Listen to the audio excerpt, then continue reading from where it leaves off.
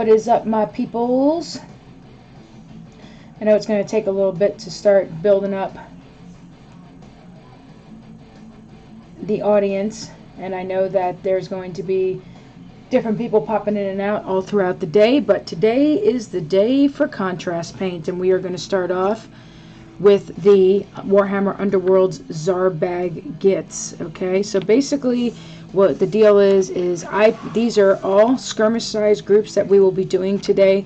These are my own, these are not commissions, and basically the premise of the ones that I picked are ones that I don't have like any sort of big plans to, you know, put in they're not going to go into competition. I'm not going to put them in any sort of, hey Schmitty, I'm not going to put them in any sort of big tournaments or anything like that, and therefore it does not matter to me so much if they come out just a basic paint job. And basically this is supposed to be the premise of the contrast paints. They're supposed to be able to be used straight out of the pot unless you want to use contrast medium, and here is the contrast medium right here. I actually do have a bottle of that because I know that out of force of habit I will be thinning a lot of these colors out. I'm going to try and keep it in my mindset though to use them the way that you guys would most likely intend to use them, so that way you can become educated on the product. That way you could ask questions and be all, you know, set if you have not bought them already.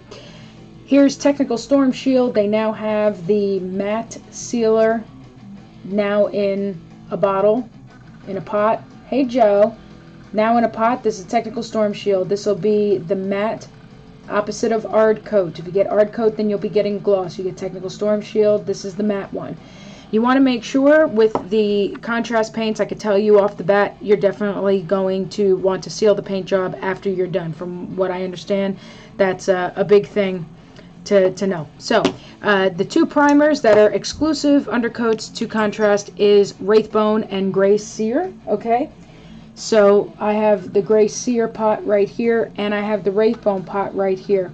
We have two groups that are going to be done in part 2 and part 3 of the stream, which will be the Undead Blood Bowl team in Gray Seer, and the Orc Blood Bowl team will be done in Wraithbone. Hello Lando, welcome. So basically we already have them primed with spray, but we will discuss as we go along the purpose for the pots as well, or we might even end up having to use them. But basically its intended purpose is if you mess up and two colors overlap that you didn't want to overlap, then you can use the pot to kind of go back over and then put the color the way that you wanted. So that's basically the intended purpose of those. Can you use them for dry brushing on highlight? Absolutely, of course you can. This is not exactly a primer in a pot, it's a base color in a pot. Alright, so here's a couple of models that I did, and I'll show this in the beginning of each part of the stream, so that way people who are tuning in to see certain ones will get the same info. So at the store this past Wednesday, Josh was kind enough from the Warhammer Hill Country store to let us try out the paints, and so here's the Stormcast model that I did in just contrast paints. I did not do any sort of highlighting or anything because one, didn't have a lot of time, two, I wanted to be able to see how the contrast paints were straight out of the pot and be able to use them straight out of the model, straight on the model rather, which is basically what they say the intended purpose of these paints are to begin with anyway. Okay, so there's that, and this was primed with Gray Seer, by the way. This is Gray Seer. Alright, and then here is a Necron figure that I did with straight on contrast paint over lead belcher. It's a very commonly asked one, is because a lot of times people have been showing you the Gray Seer primer, the Wraithbone primer, and here's one done over lead belcher, and I made sure to paint the entire thing with just the contrast paints. No highlighting was done. Okay, all contrast paint over lead belcher. So now if you're curious as to what it looks like over metallic, there's your B. There's a black box, half the screen in the upper left. I don't know why, there's nothing here.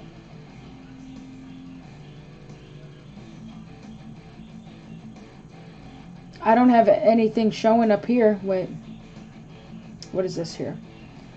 Nope, that doesn't show. I don't have anything.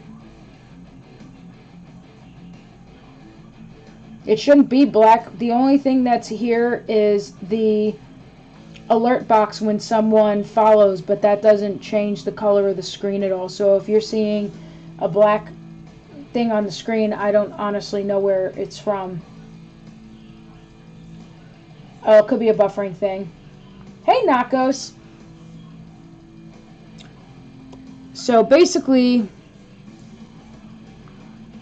let me see, I know Nakos has a button. I don't know where I put it though. I think it's in folder 2.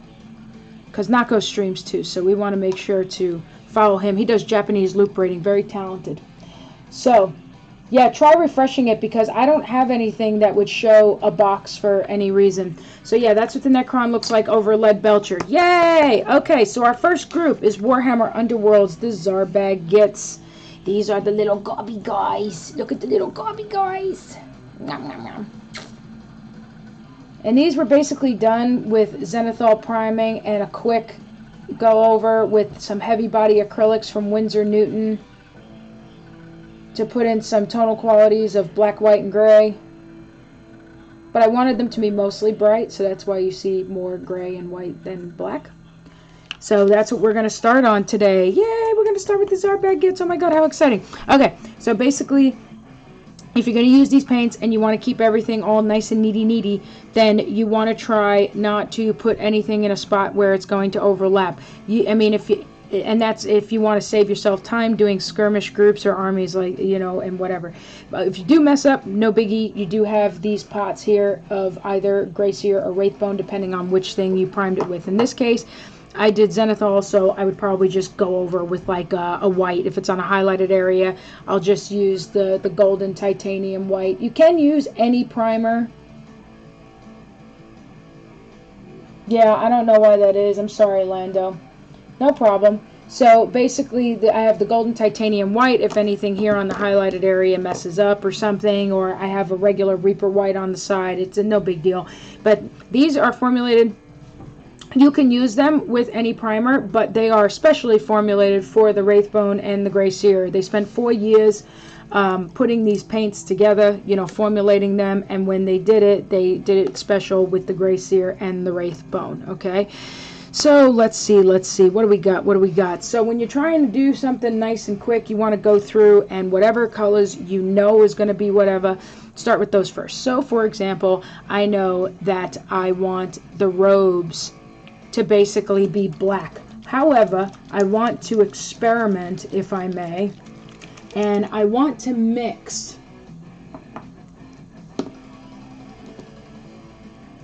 Let me see.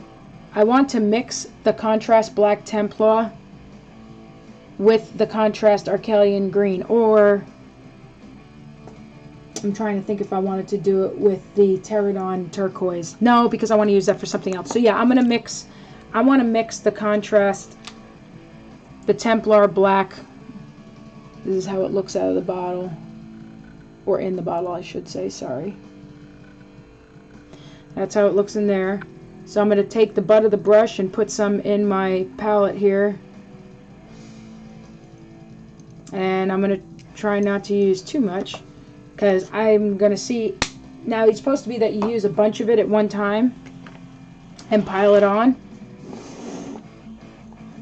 But I want to see how far it goes. Sorry, I'm doing this in the middle. I figured I'll do that so that way you can see what's happening.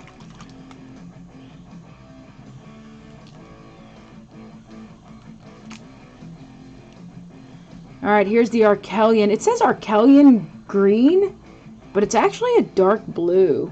Like a really, see here? It's a dark blue, I think. So I'm going to put a little here, because I don't want it to totally overpower the black. I just want it to be where it just adds a little something, something. We're going to make Windows better by updating soon. Oh, no, no, no. No, you're not. Not right now, you're not.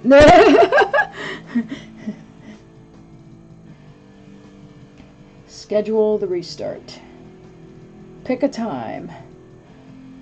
We'll restart to finish installing updates when you tell us to. Just turn this back on and pick a time. Okay, tomorrow. There we go. Yeah, it's like saying, we're going to restart soon. Not while I'm streaming, you're not. No, thank you. That always sucks. Did you ever have that happen to you? Like those of you who stream or even play a game. Oh my god, I've had that happen to me in the middle of like a big raid on World of Warcraft. No. Where it would sit there and restart on you while you're in the middle of the game and you get kicked off. Oh my god, that gets me so mad. So since I'm trying to keep things moving quickly, I'm just going to grab them by the bottom and just go, you know. And we're going to start by doing the robes, like I said. So they say the intended purpose of this is to apply it liberally. And I didn't want this to look like full-on black. I wanted it to look more like a dark blue or whatever, like a bluish black. So that way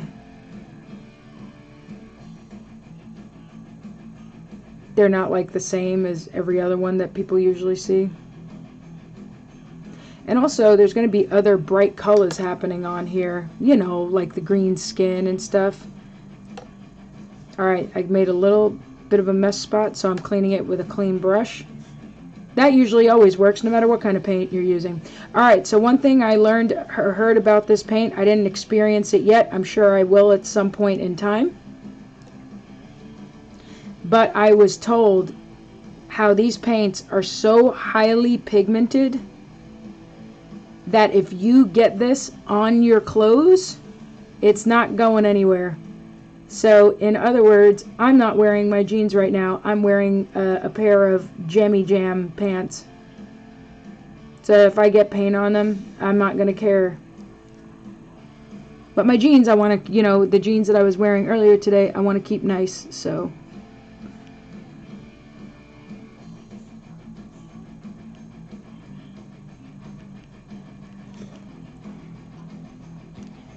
So as you can see here, this should kind of remind you of like coal black.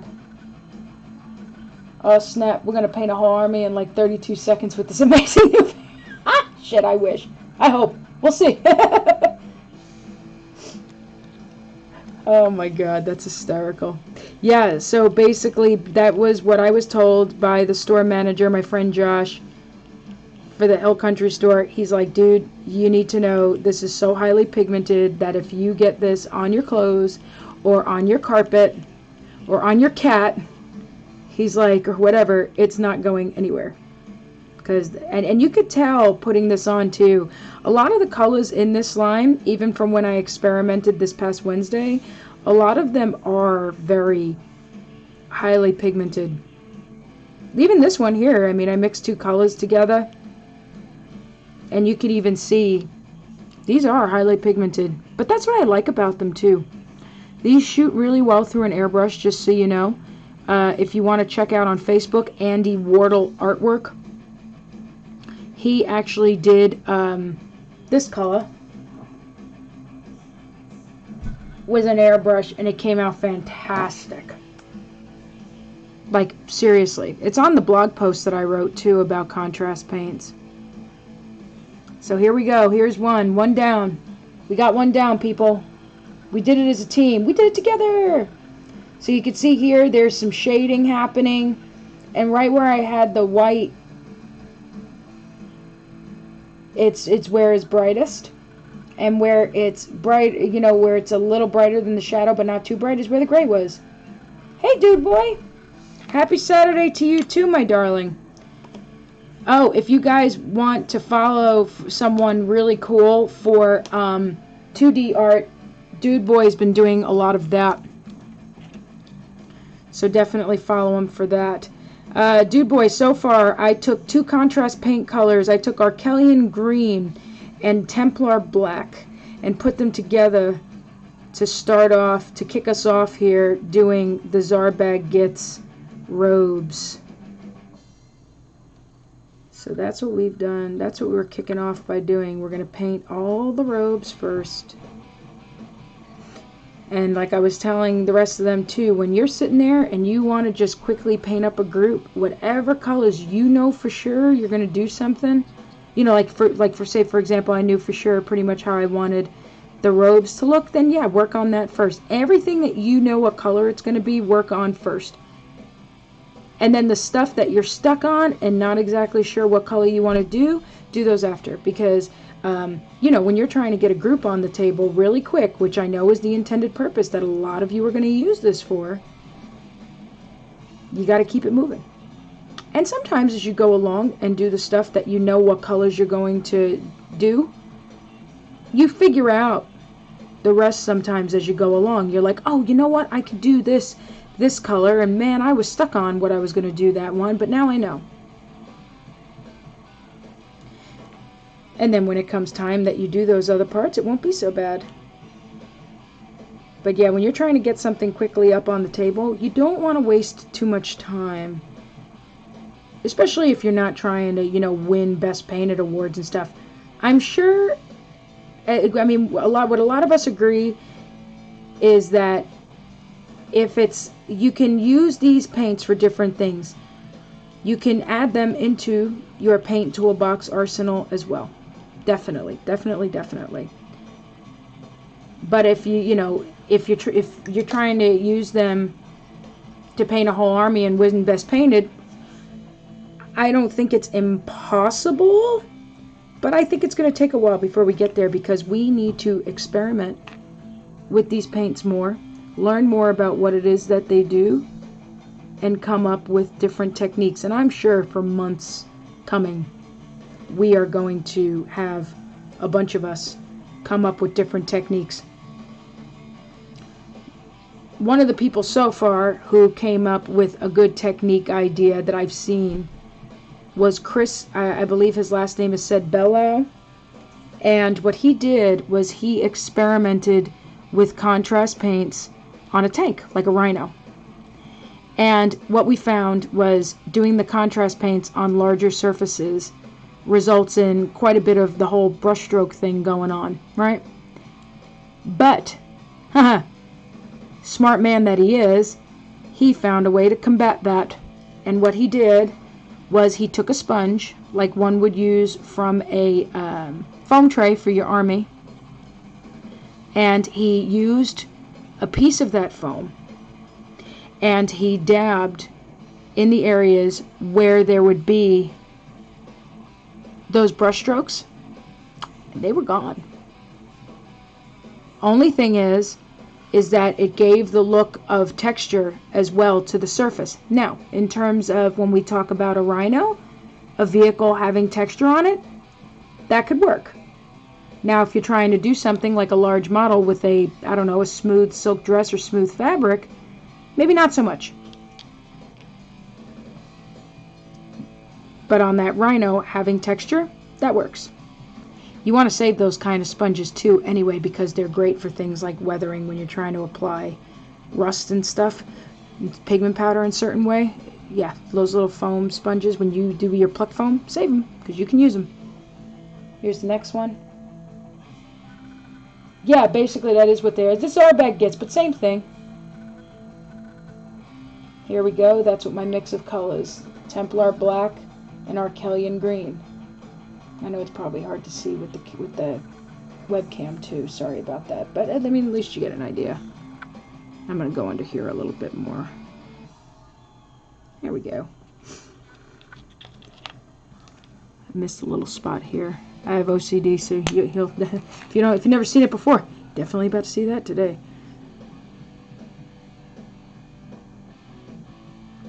The brush that I'm currently using is a gift that I got from my friend Marie. This is a Raphael 8404 in a size 1. I've been using this one for quite a bit. It's a good workhorse brush. I rip through brushes like nobody's business, to be completely honest. The GW brushes are one of them, or one of the brands that it's a shame what I do to them. Yeah, but I rip through them pretty freaking quickly. If it's any consolation as a musician, I was always like that with drumsticks and guitar picks too. I wear through those too, and I have to use thick picks that are like 1.0 and 1.5.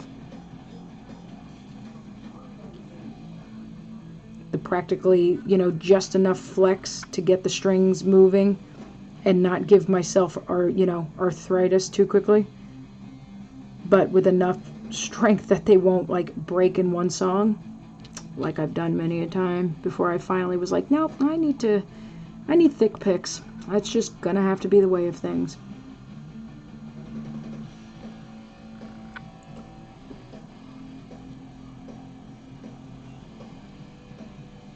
And then drumsticks too, because I sit there and I bang on drums, acting like I'm Animal from the Muppets or some crap.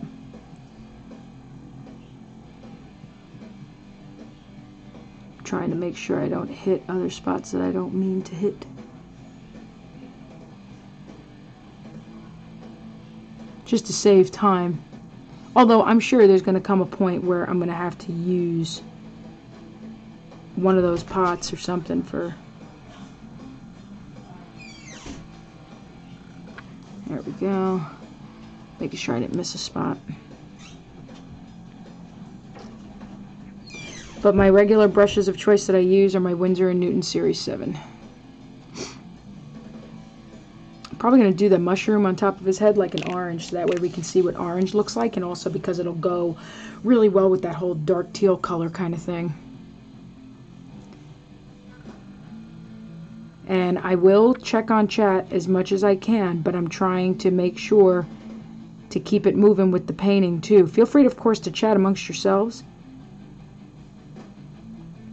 I will check periodically though, in case questions come up and stuff like that. But I want to try and keep this done in such a way where you can kind of see from the outside looking in, if you were to paint a skirmish size group of the same size,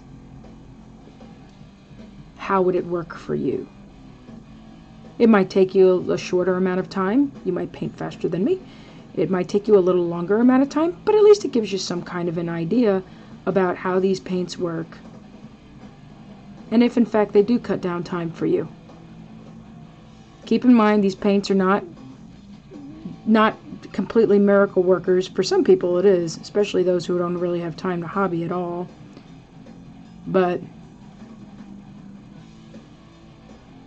they do get, I will tell you, if you want to quickly get something done and put it on the table, I will tell you truthfully, it gets the job done in that regard.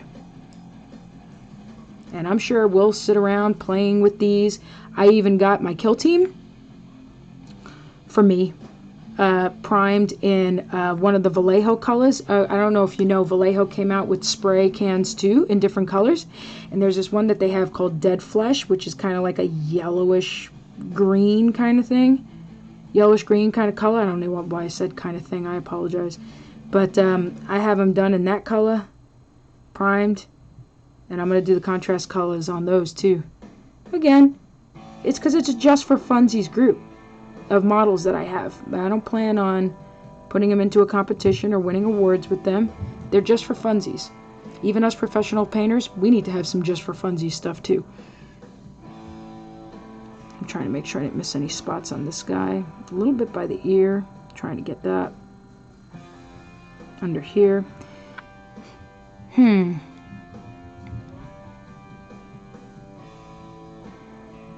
like the way this color came out that I mixed. As a matter of fact, I think I'm going to journal it. Hey, Balefire Forge, how are you, sweetheart? Now you're speaking my language. That looks awesome, those mushrooms too. Who else in this chat? A Coat of Gray, hello, welcome to you. Going to try and watch off and on while I'm at work. That's perfectly okay, I understand. We'll be on for a bit. And we're going to break this up into 3 parts, just so you know. I'm trying to motivate and clean today. You can hang out with us while you clean. So basically what we have going on here, and also just so that you know, I'm going to do a shout out, if I may, for Balefire Forge. It'd be nice if I could speak English, of course, you know. So, oh, we already got 4 done so far. So yeah, so in between, as we go along,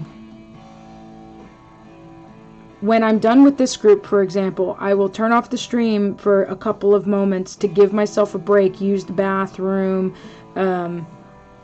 clean up the brush real quick, stuff like that. And also because these will later be uploaded and stuff, so I want to keep them apart in parts, and also so that people can get easy access and don't have to keep fast forwarding or rewinding to get to the part that they want to. And also so that the computer doesn't get too hot from streaming for too long of a period of time. So it's going to be where I'll turn it off for a few minutes, and that'll give you guys a break too, you know. Go get yourself something to drink before you come back and hang out with us, and get yourself a snack.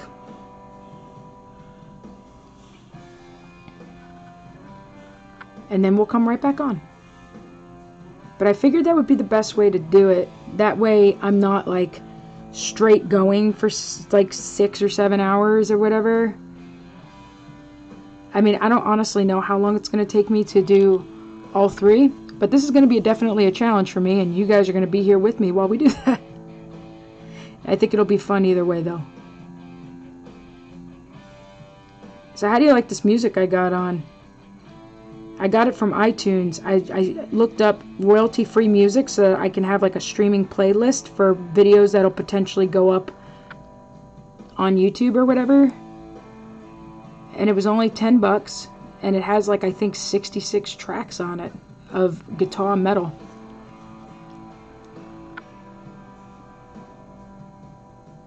I think it's pretty decent so far.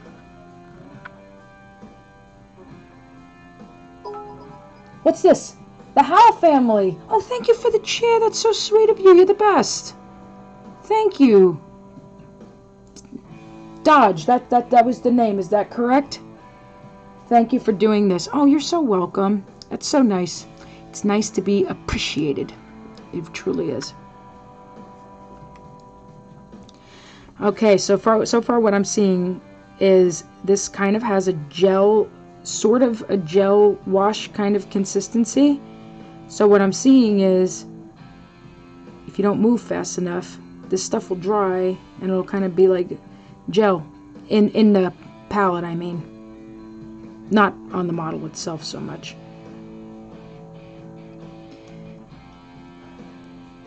So basically, the way that these are made, the mediums that these are made from, is basically you're supposed to be able to pile it on, which that's something that I'll have to adjust to. There is a little bit of a learning curve with these.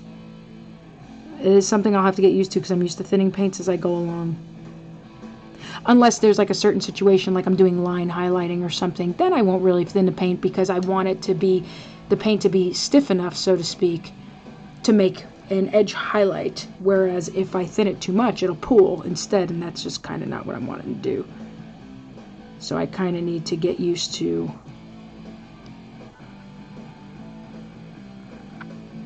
piling it on, as they say. I'm trying to make it clear up. There we go.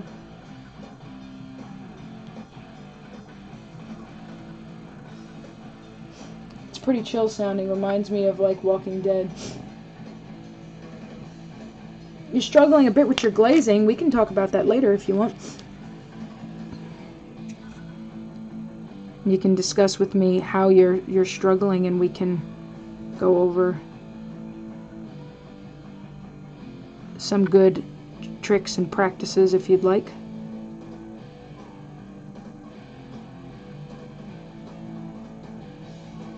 And the music's not too loud, is it? Mind you, truthfully, the music, it's on my deaf side. I'm deaf on my left side. I mostly depend on reading lips and hopefully somebody being loud enough that I can hear them on the other side of me. So sometimes it's hard for me to tell things like if the music is too loud and things like that. So if it is, please let me know and I'll lower it. I just wanted to make sure there was some kind of good background music for you guys. That was also royalty free so that they wouldn't mute everything.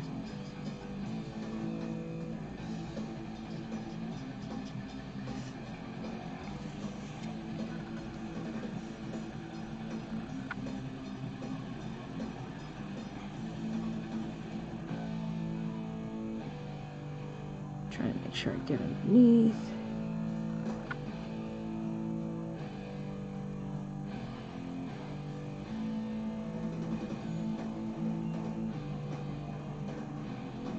So you can layer these on, and as you layer it on too, if you decide to do that, go that route, it does make it a little darker as you go along.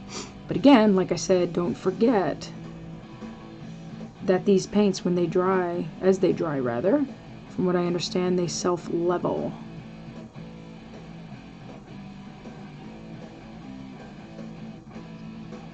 I'm trying to get underneath and not miss a spot. Makes life easier when it comes time. There we go.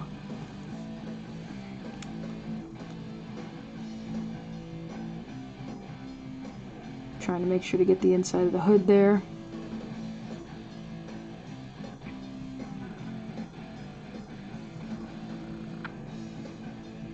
Got some underneath. Don't want to miss that. Bamskis. Trader Legions, how are you, sweetheart? Too loud, you're too old. Yeah, pretty much. Sorry about that. I'm trying to make this clear up. I figured if I stayed still for a little bit that it would. Alright, so it can pull in some spots, but again, I mean, let's journal this color. This is one of my paint journals. And when I see a color that I like, that I've mixed together, and I don't want to forget, then I journal it. So let's quickly put a little spy there. Testing glazing and OSL. Oh, well, if you're doing the glazing approach for OSL, that's definitely the better one. So I'm going to put this in here, like I'm going to put just my X-Acto knife just to keep the page open to let the paint dry. Alright, let's see, what do we got here? Alright, this dude has to be treated a little different, but he has a robe too. But his shoulder pads get to be a little different, I think, if I remember right. I'm really going off the cuff with these Gits, I'm not going to lie.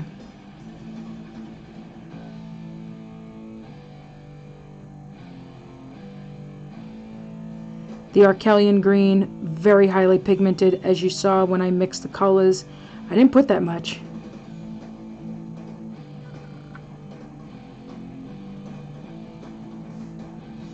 I really didn't put that much Arkellian green, and it was just like bamskis. It just really made sure it showed.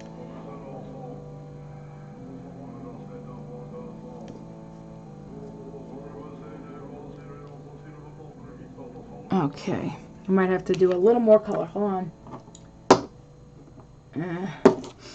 Okay. Just gonna do a little bit. A little Arkellian green, which is a dark blue. It's not even a green, to be honest. Clean the brush. Because you know how some paints, if you turn around and you mix the colors a little bit, it's not going to hurt nothing. But like in this case, because I'm still getting to know these paints, I don't want to sit there and just automatically do that. I have some paints I own that I can do that and it won't hurt anything, but you can easily fix it and take the excess color or the wrong one out, but like, just in case, I don't want to do that to these.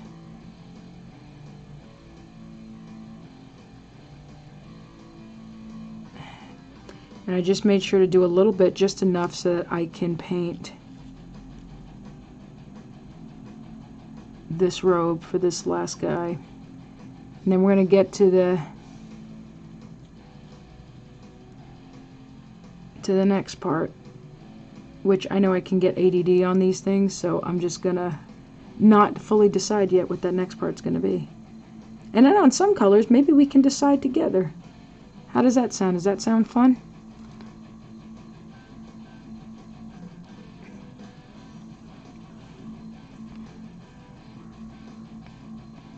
Anybody who's a newcomer, we have currency on this channel for giveaways that are done at the end of every month. And we have a giveaway for the followers, regular giveaway for the followers. And then we have a giveaway for the subscribers. And it's usually something that's a step up from the stuff that the giveaway for the followers. So if you like step up kind of prizes, you might want to be a sub. And also, the more people that keep watching the streams, the bigger the prizes that come in. That's always fun. Making sure I don't miss a spot, because it's kind of hard to paint under a camera, and then you have a robe with like a bunch of folds and everything else. Okay, so here's a case in point where we're going to have to cover up something to see the color, the contrast color when it goes on. I'll probably just go over it with gray sear. Maybe I can do that. Oh no. Some of it's just on the top of the foot. No, I'll just do the golden. I'm just double checking myself real quick. I think that's part of the robe, but I'm not honestly entirely sure. We'll just say it is. Let me get a small detail brush to do this part.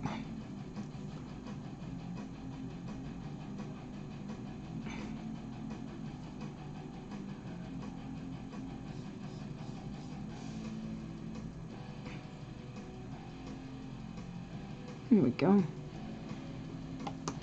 Bamskis. Hey, Brandon.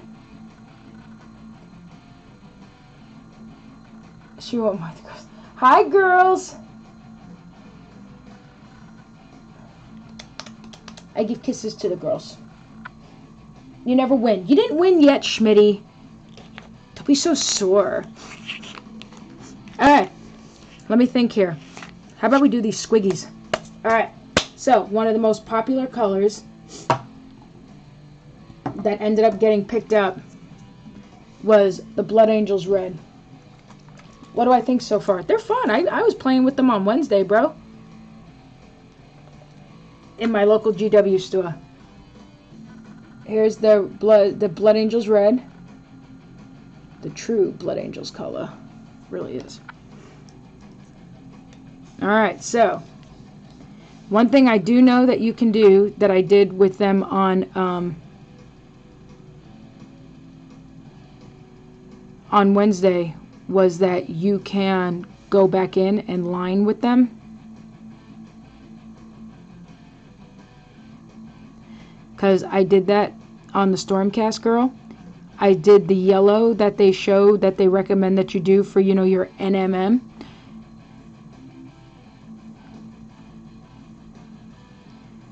And then I went in with one of the darker browns.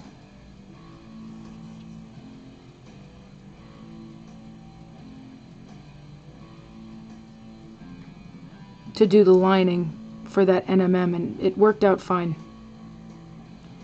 It didn't look crazy or ugly. Here we go over black.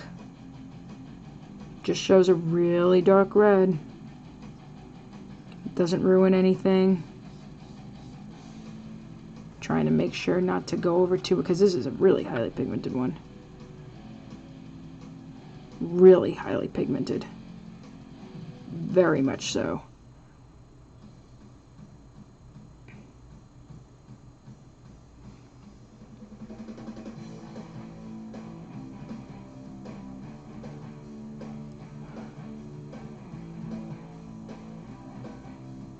Yeah, see? Another case in point where we would go over with the white. For his, I guess we could say, jewelry.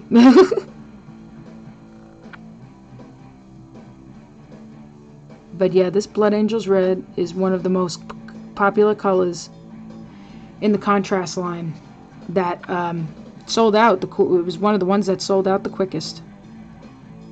When it came time in the beginning that they were doing the bundles, this was one of the first colors that sold out after the bundles were done. Double checking myself real quick. See that? I just painted up a squig in like, I don't know how long it took, like a minute and a half? 2 minutes? I don't know.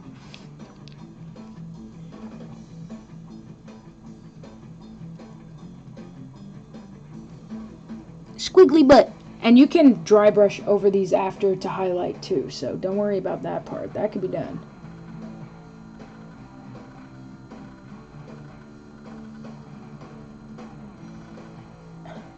Yes, you can thin them down to a glaze.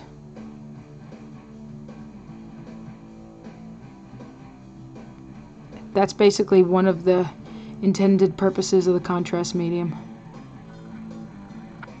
And that's why they're getting rid of the glaze paints too, from what I understand. Because when you add the contrast medium, you can get that same quality. From what I understand, that's what I was told. Trying to make sure I get, let me get the small detail brush to do this part on.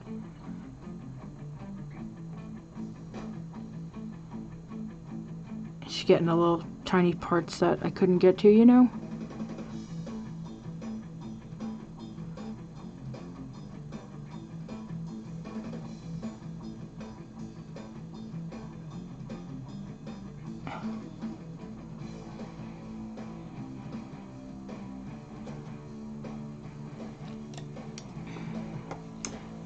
I left this part alone because I'm going to do that yellow on them.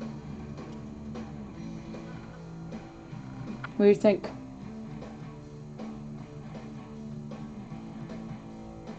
Bob it is.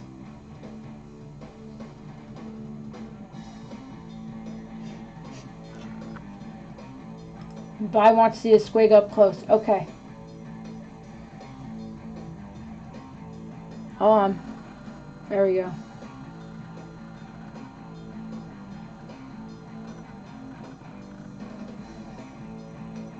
And you can see where I did the Zenithal, how it's darker on the one side.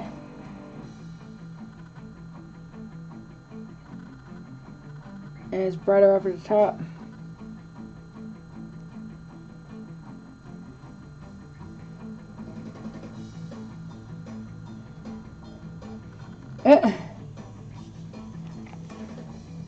Should we make the other squig red too? No wait, squigs come in different colors, right? Should we make, I'll help you guys, I'll let you guys choose. Do you want to make the squig, the other squig, the same color or different?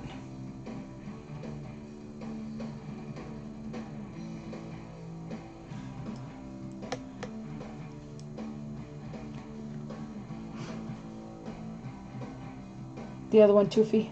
Movie night over here. Have fun. See you later. Bye, Trader.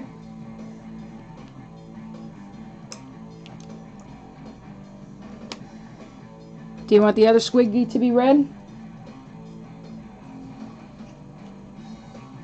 Most of the time they are red, aren't they?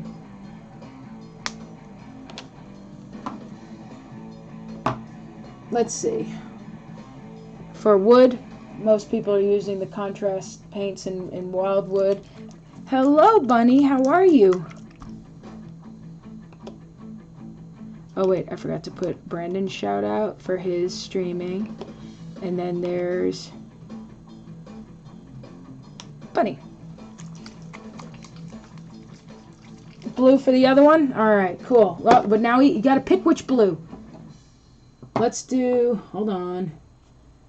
From what I understand, the most popular blue is the Ultramarines blue. But I'm thinking we should do this blue. What do you think? That way it directly contrasts with the red one.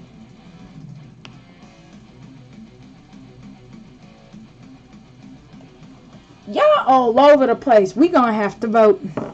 Voting time. Voting time. Hold on. Hold up. Hold up. You're very welcome, sweetie. No, the other squig, goober. Color of squig. I can't spell. Squig 2. So option is blue, green, which I don't know if we should do green, but teal. Ready? Go. Follow the directions of the voting. 0 for blue, 1 for green, 2 for teal. So exclamation point vote, space, and then your choice. And while we're at it, I'm going to paint all the wood pieces, the wooden sticks and the bows. That's what I'm doing, and we're going to do it in Wildwood. This is supposed to be the wood color.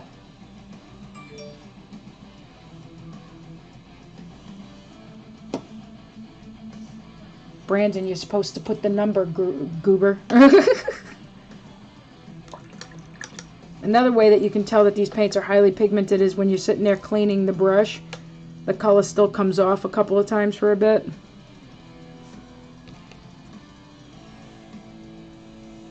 Alright, so this is Wildwood. Man, that is darker than I honestly thought it was going to be.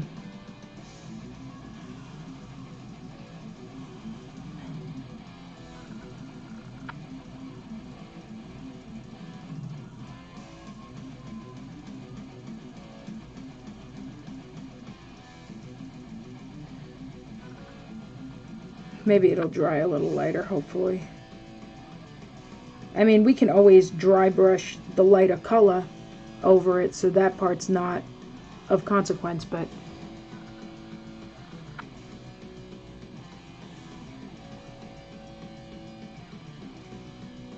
trying to make sure I get all the spots. I gotta get in there. There we go. Using a clean brush for when I mess up right away. Okay, 0.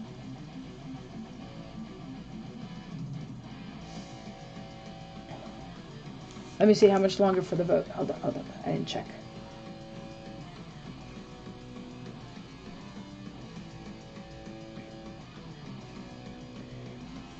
Alright, let me see. Alright, let's see. Blue with 3 votes. Masgri, thank you for the follow. I was to say good morning. Good afternoon and welcome. Thank you for the follow. So Blue won with 3 votes. Blue won with 3 votes. So that's happening. Let me take a sip of water so I don't die of thirst. Alright.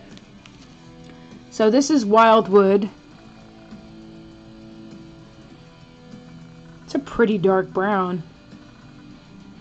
And mind you, there's one other brown in this line that's even darker than this one. So I'm like, wow. So I think for the arrows, I'm going, so at least now we know what Wildwood looks like. Actually, I'm going to do Wildwood on this one too. So that way the 2 higher guys are kind of matching up there. But the bows, I'm going to do a different brown.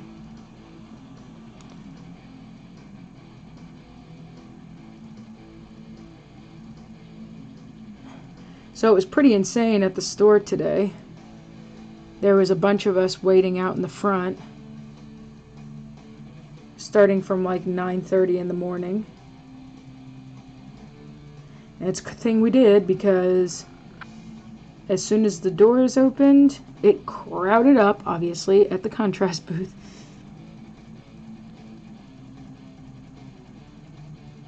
And Josh was by himself.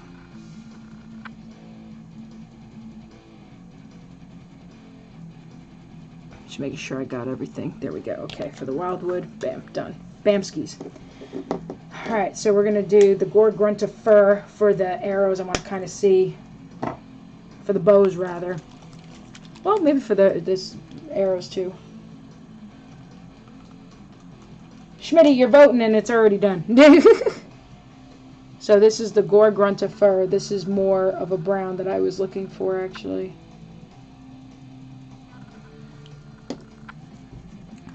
Alright, let's grab ones that have... Let's grab our little archer dudes. Yes, that's more like it. Oops. Got some on the skin accidentally. Get it off, get it off. Okay.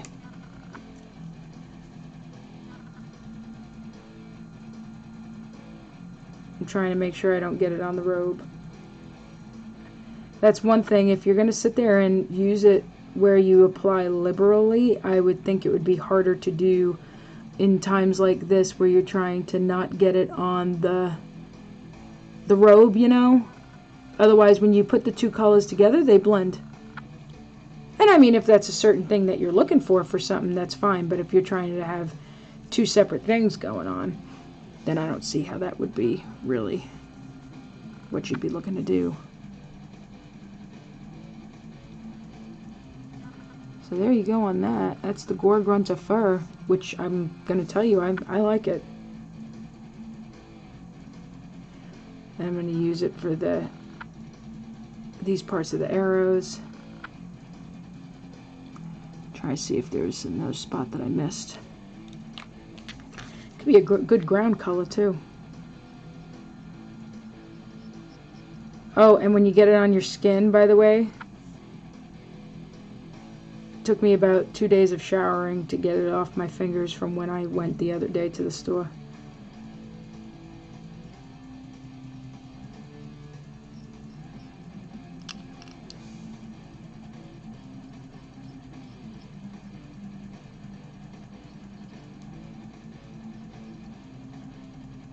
There we go.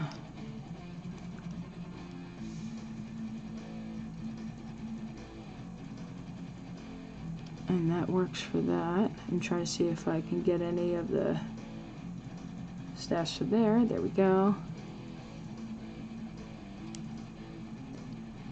I'm kind of wondering if we should do the same color for the quiver bags, because I like the way this brown looks for stuff like that. So it's a good, because it's a good, looks like it's a good leather color too.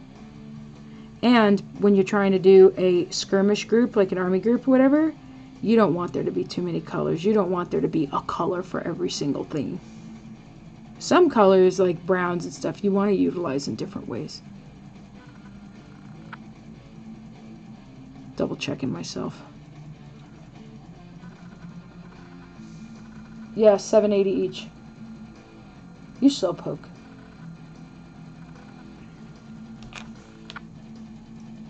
Where did I put the other guy? There we go.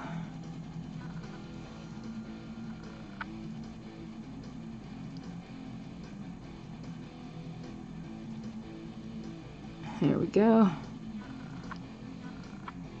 Making sure I didn't get at the bottom of anything.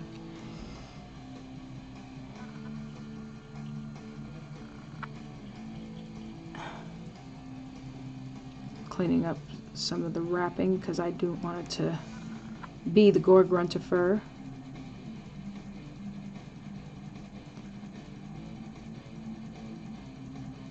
So some people ask about the apothecary white in way of the contrast. It's like a very light gray, basically.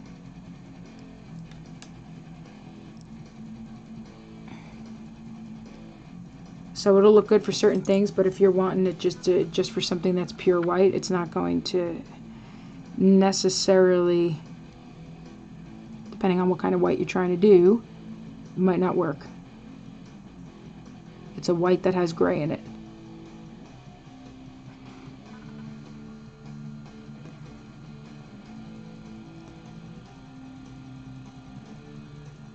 And as you can see, when you do it over a black primer, it just makes it like a really, really dark brown. Kind of like Wildwood was without that help.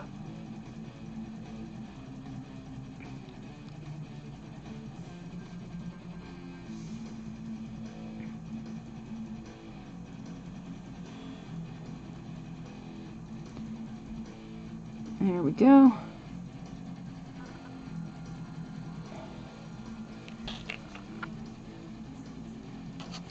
Making sure I didn't miss anything. All right, that'll work. All right, let's paint the other squiggle butt. All right, so here's how that red dried. I like the way it dried.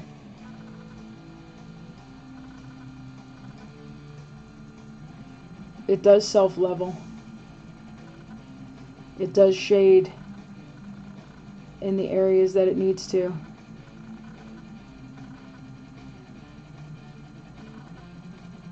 It's a little bit of a difference, isn't it? So the reason why you haven't seen me touch the gums yet is because I have a plan with those, I think. I'm Gonna do this one straight out of the pot too. Because there's some cases where we're gonna use regular paint for certain parts too. So that way you can see that you can use different things with it too. Oh yes. This is gonna be a fave.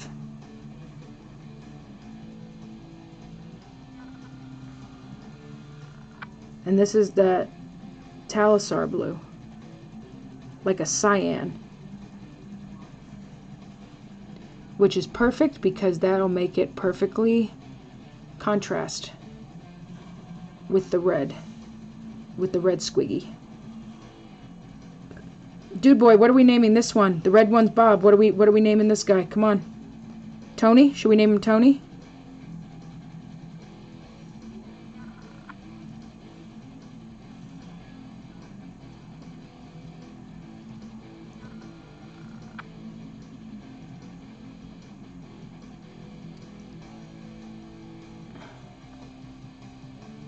This is awesome. I'm sitting here painting up a squig in like 30 seconds. I mean, granted, probably you can, you know, paint it up real quick with other techniques such as like wet blending and stuff too. I'm trying to make sure I get underneath real good.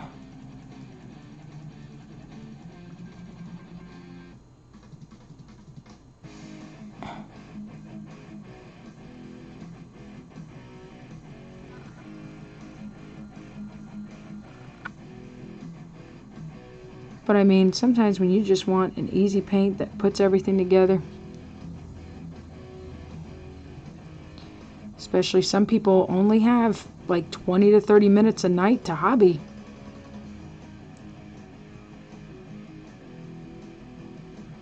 And they want to feel that sense of accomplishment. But sometimes people just don't bother hobbying for 15-20 minutes because they can't really get anything done.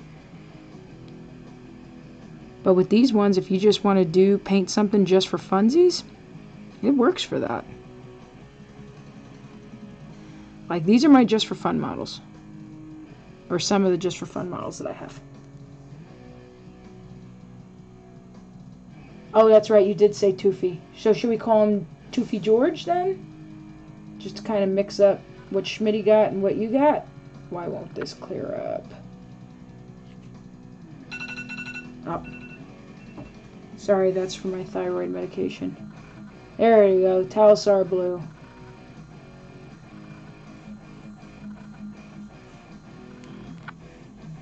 And we'll see how it looks when it dries up. But that red, that Blood Angel's red, that sure dried up. That sure dried up good, I'll tell you that. Alright, I'm thinking I want to do an orange for the mushroom on dude's head. So let's do that real quick. What we got? Griffhound orange.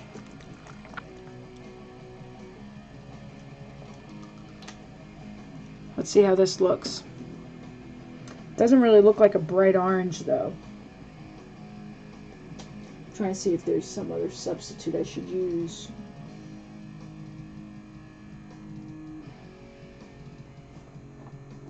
Skeleton horn, iron rust dunes, snakebite leather.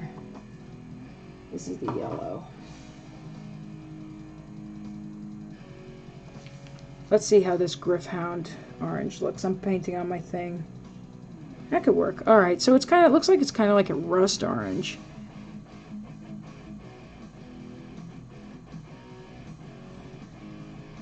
And then we can go in with a regular paint and just go over the spots and do the spots, you know, the white like the mushroom spots would have.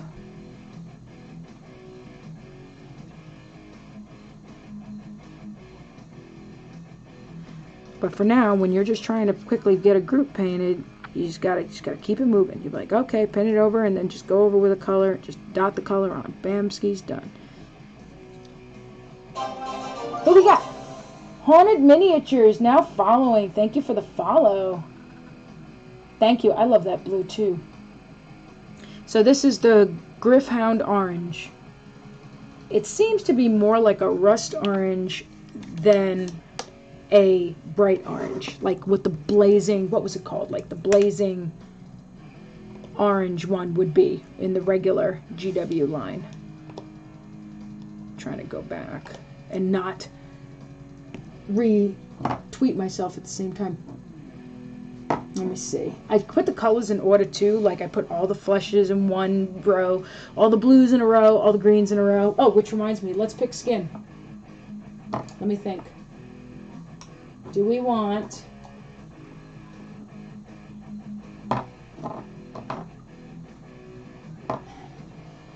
for the gobbies, right?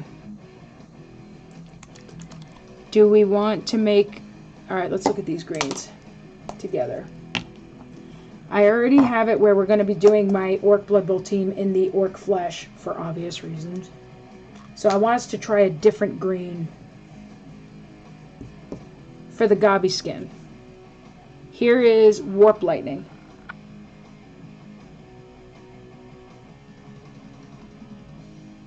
This is their bright green, just so you know. Actually, to give you an example of Warp Lightning, that's this one. Over Lead Belcher, though, so... it'll probably look even brighter on these guys. Here is Contrast Militarum green, so this would be for your Imperial Guard, also known now as Astra Militarum.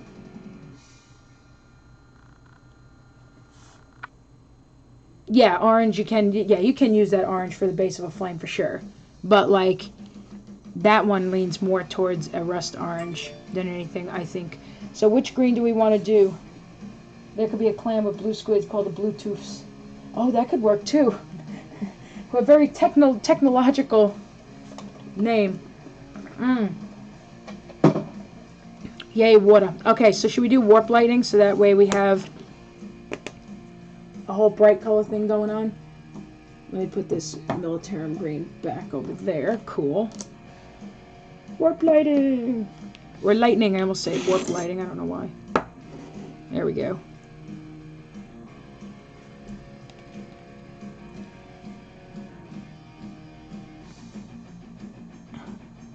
And we'll go back in with regular paint to paint like the teeth.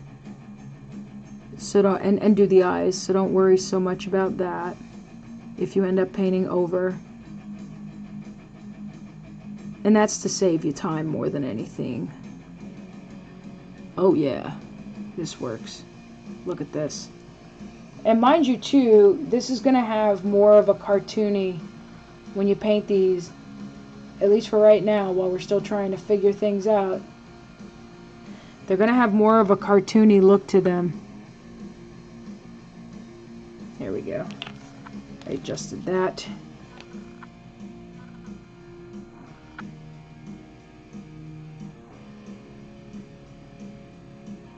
I mean, it kind of doesn't matter because these kind of models have a cartoony look to them to begin with, but I'm just saying so that you know that if you're looking for a more realistic look as of right now, until we all figure, one of us figure something out, you're mostly going to get a cartoony result. It might be different in instances where like you use these colors for filters with an airbrush. Then I don't see why. I mean, you can add these to what you're doing with the paint and probably get a realistic effect on something, like something sci-fi or something.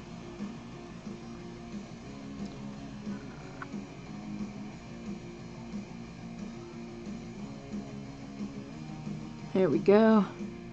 And a green face. In this case, when we go back in on this guy, we're not going to have to give him eyes because his eyes are pretty much totally covered by the hood, as is basically the case with most of them. But we will go back in to give him toofs, because he needs toofs. So in that case, we will go back in.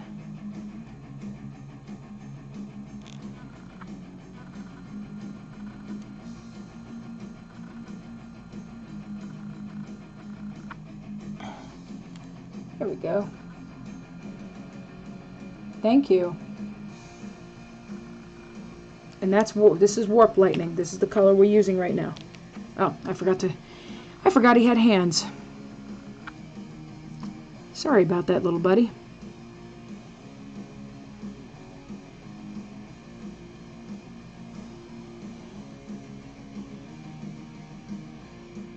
I left his hands out.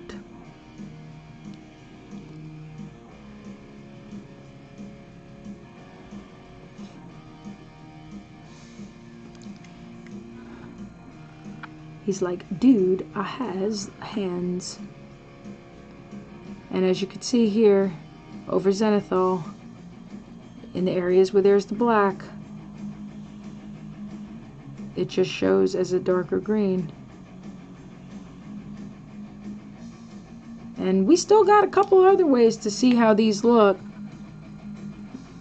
Like over the, like I already know with the Stormcast over the Gray Seer, the colors come out really nice.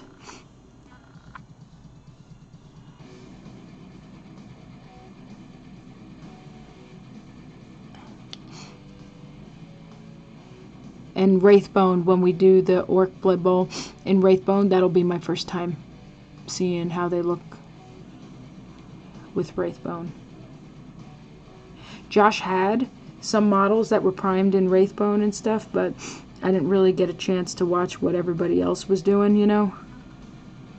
I like came straight from work there and stuff. I was in traffic. It took me an hour to get to the store.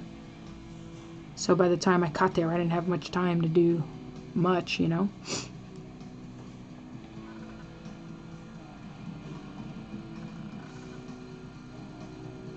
There we go.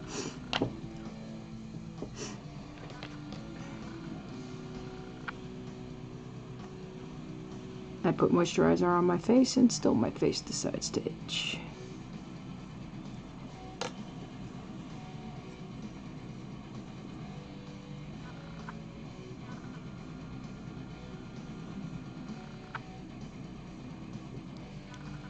Alright, he's wearing gloves on both those hands, so we're not going to put green on there. So, his is done.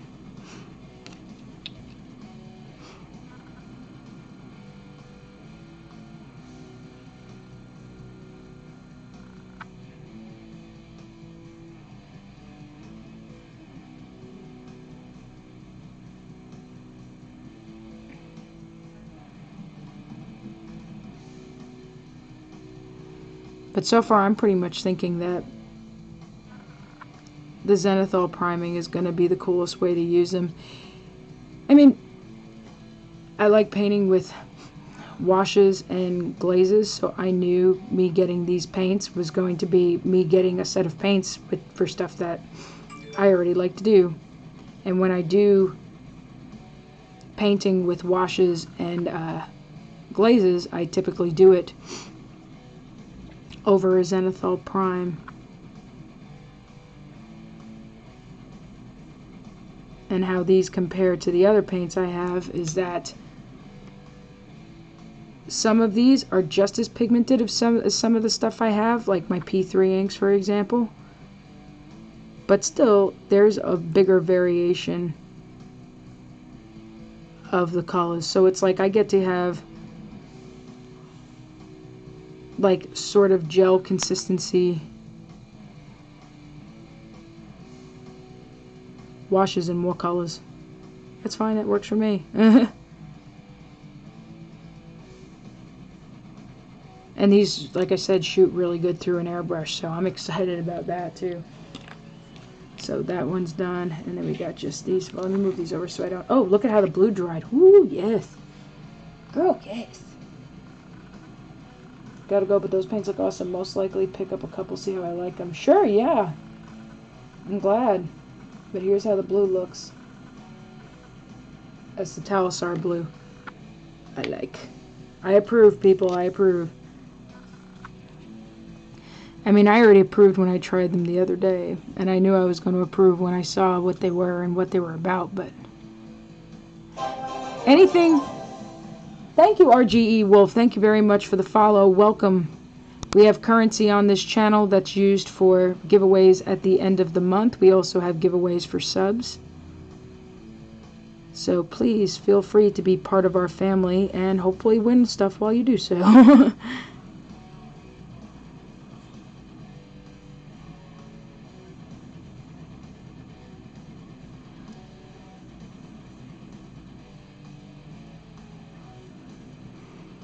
But yeah, so I already knew kind of what these were going to be about, and in my opinion, anything that's, because what these are geared towards are for people who don't have time to hobby, don't have time to paint, mostly, and to get new people to paint. Dude, if it's going to get in more hobbyists, how could you not be on board with that? You know, that's just kind of my view on the whole thing. Some people got like super duper naysayer about the whole thing. It looks like he's wearing a glove on that one.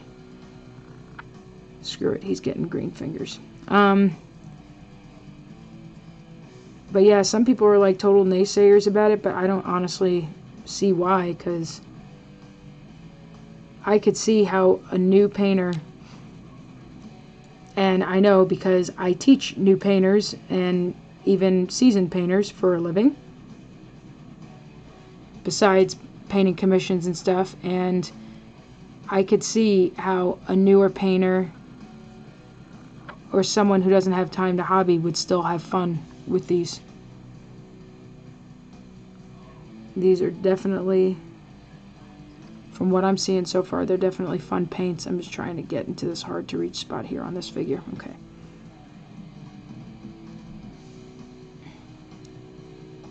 For those of you who are just tuning in, though, know this: when you use these paints, be very careful, because since they're very highly pigmented, they can stain.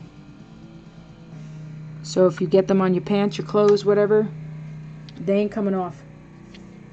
It ain't going nowhere.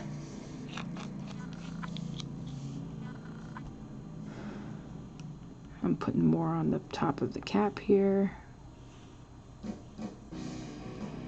For the skin on a couple of these.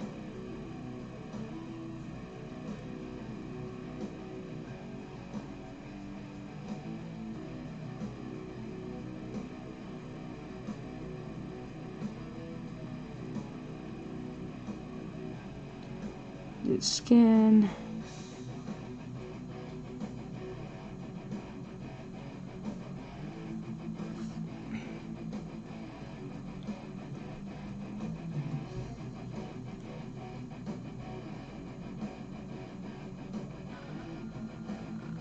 Also, while I was at the store today, I managed to pick up the Forge World clears, which they don't have the Forge World name on them.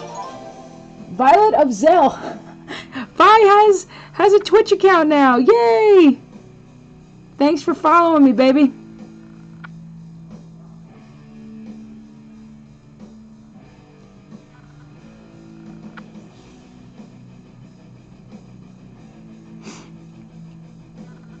Yeah, so the Forge World paints, right? So they brought them out again, but they made them part of the GW line, okay? And I managed to buy all the clears except for the black one. So I got Roy G. Biv of the clears, which I'll post that picture up probably tomorrow. It's a really, for Pride Month, it looks really cool. I put them together as Roy G. Biv and took a picture, and it looks really cool. A cool way to celebrate Pride. That's so awesome. So I'll probably post that up tomorrow, that picture and how it came out, because I was pretty proud of that.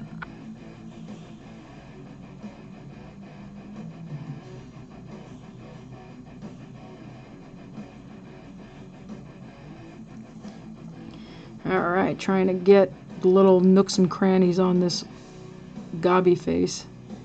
There we go. Up. Got a little bit by accident on the wrapping. I'm going to take that off. There we go. Whew. But we already saw some instances where I'm going to have to dab in some color before putting on for the next. Because like I said, if you end up getting it over, it'll blend in with the next color.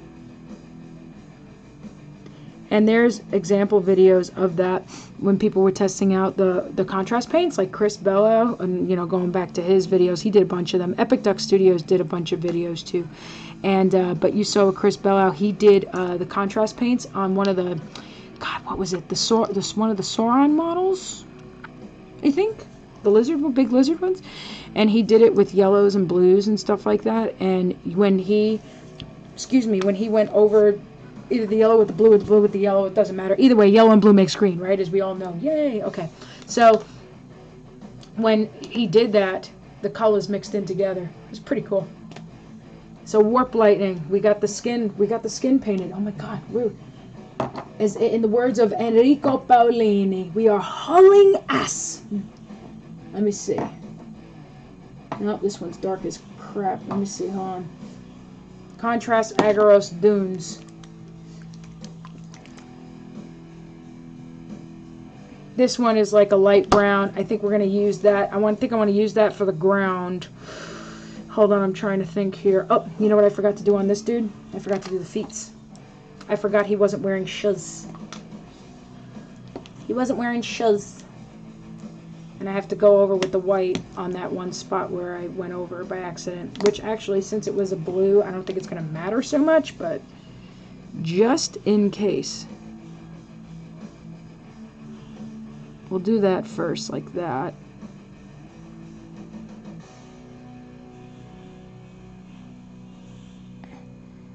And go over the back of the foot, so that way it shows better.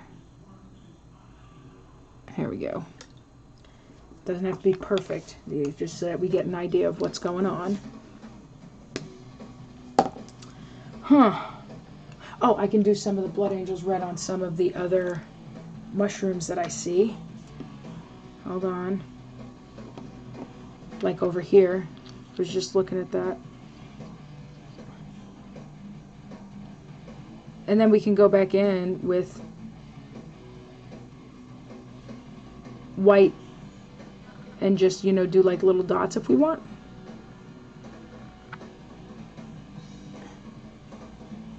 Hold on.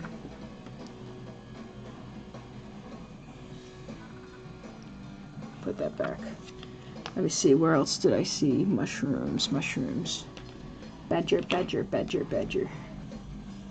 Mushroom, mushroom.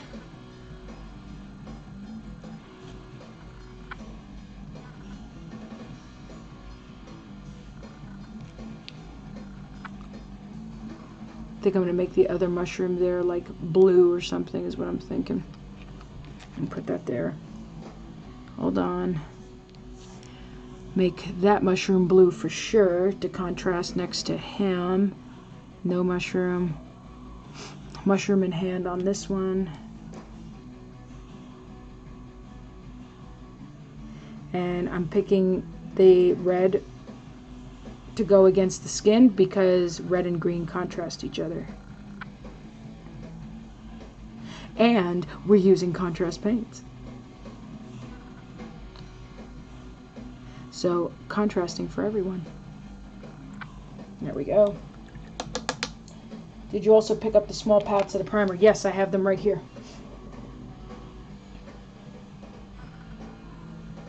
I got everything. I literally got everything. Like I turned around and said, I walked into the store and I said, yeah, order me one of everything. And that's literally what I got.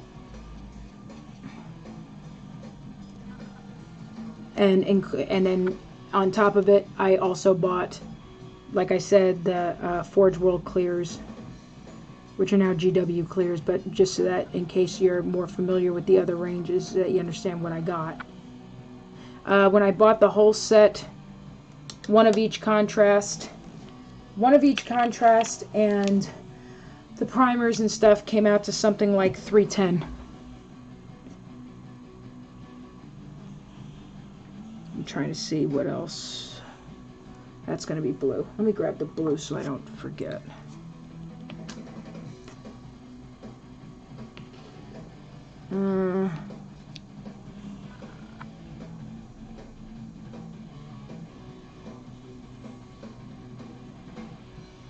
There we go.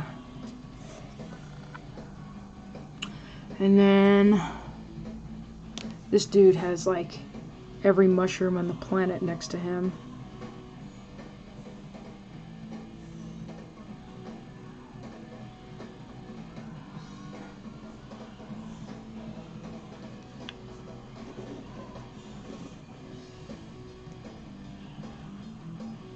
me see here. Blue.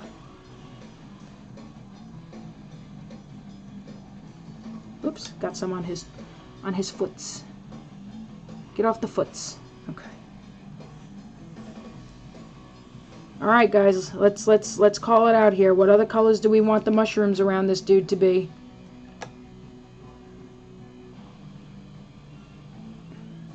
In the words of my cousin Vinny, shout it out if you know it.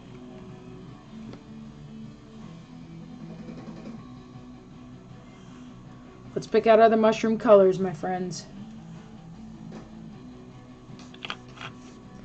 I need that grunta fur.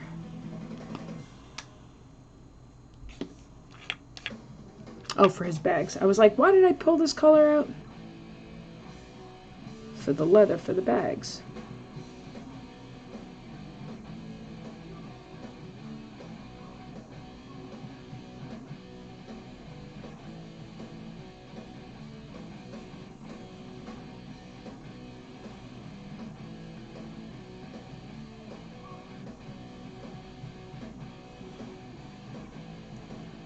There we go.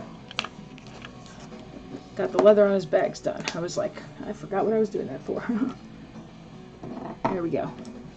Mushrooms, purple, green, purple. The contrasts are going to be a new technique skill to learn and use properly. I got to try them at the store last weekend and kept being told I was putting the paint on too thin.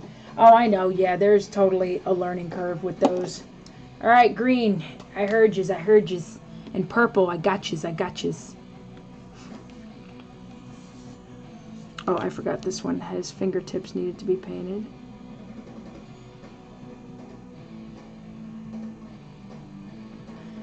How long have we been on so far? 1:20 minute, an hour and 23, and we got this far. It's not bad.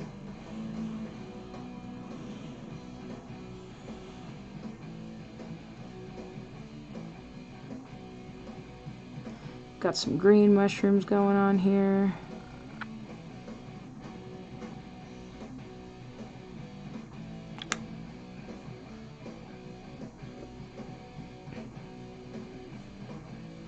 Probably do some in that orange too, you know. Alright, now we got to pick which purple though, because there's a couple of different purples, just so you know. Hold on.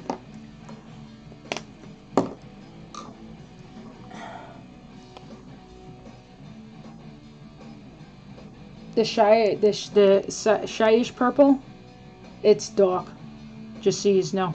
So maybe we should do the Magos one.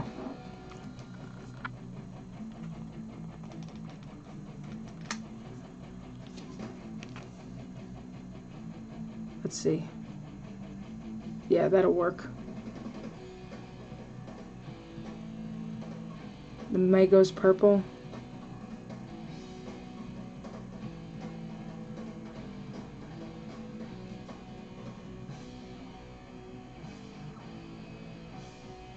Orange and green. Well, we put the green so far. We'll put some orange. There we go. That's that Magos purple there. Hold on, let me clean some of this up. Maybe I should see how the shyish purple looks again, because the other day when I tried it, it was like dark. I was like, damn. Like, look how dark this is.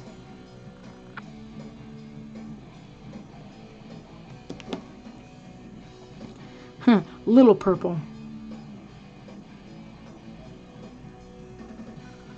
This is more of a darker royal purple. I'll just use that. Ow. My nose wants to keep itching. It does it to me on purpose, I tell you.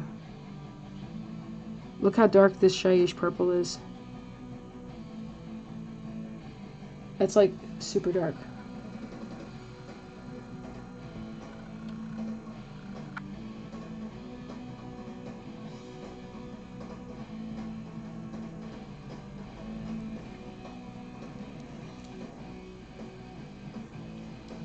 Just trying to clean that up a little bit. Wait, let me do a small detail brush with this one. Get in between them nookies and the crannies.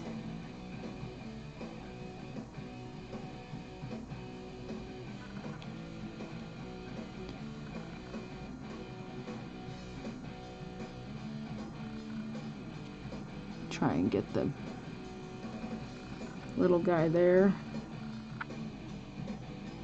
Here we go.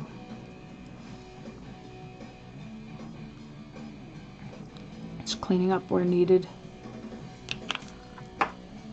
Clean up my finger if I can. Now we'll get the rest of those in orange. Hold on. Purple, orange.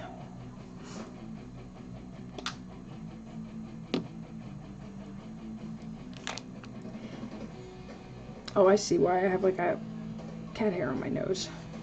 It's like, why is my nose itching so much more than usual?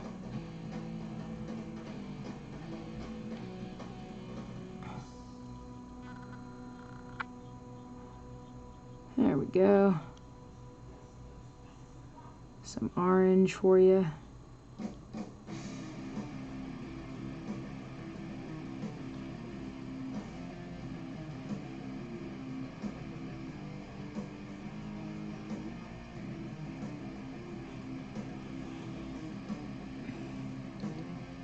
Trying to focus and make sure I get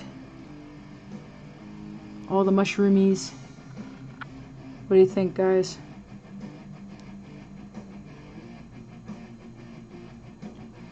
We approve.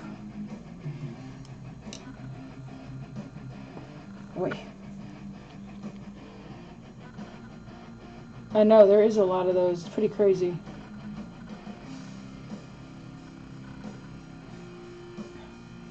I don't know why. It just has like so many. Orange. Put that there. Let me see what else.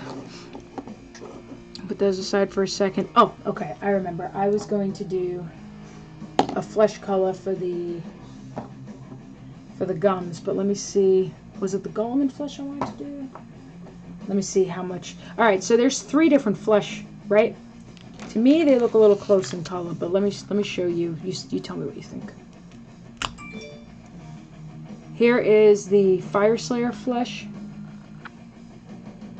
Okay.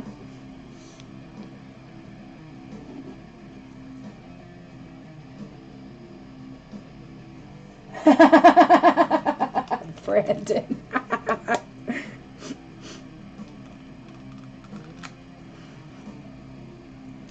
Here's the golem in flesh.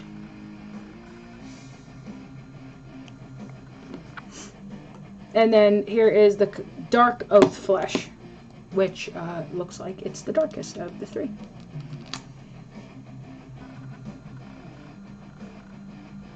And more orangey, more brown. So I think we're going to use the golem in flesh. I wanted to see if I can do my regular way of doing gums, which is basically like I take a flesh color and I go in, and then I go in with like a red shade, like, you know, Carenberg Crimson, and then I go in, and I'm trying to see if that works. Yeah, I know, definitely is Ollie, and he's not even allowed in this room, so because he kicks around the all the wires for the computers and everything. And then you end up like not being able to have sound or, you know, stuff like that. So I'm doing the golem in flesh just for the gums. I'm trying to be careful.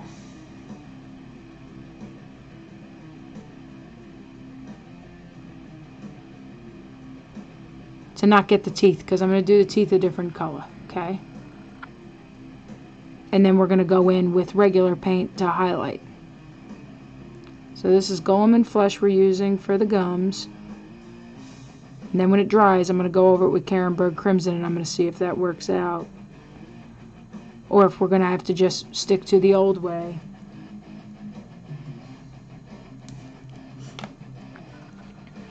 It looks like it'll work, and then I can just go back in with pink and just kind of dot for the highlighting, you know?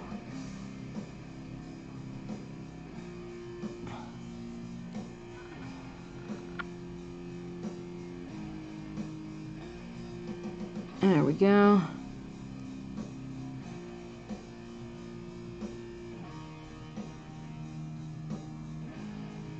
Yeah, no, I might have to go back in with pink, and yeah, that's fine. that is fine. Because I have my own way of doing certain stuff, so some stuff you just gotta stick with. Alright, so let me do red for that mushroom that's stabbed there.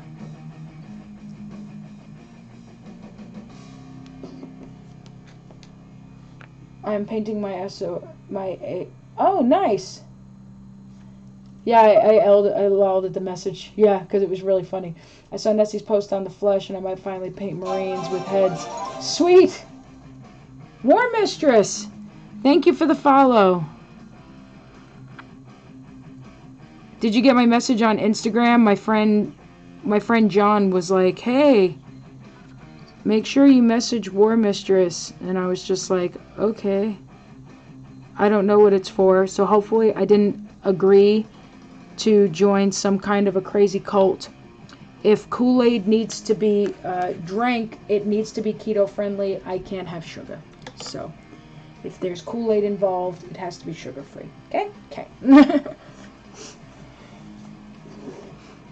Alright. Did that red. Sweet. There we go.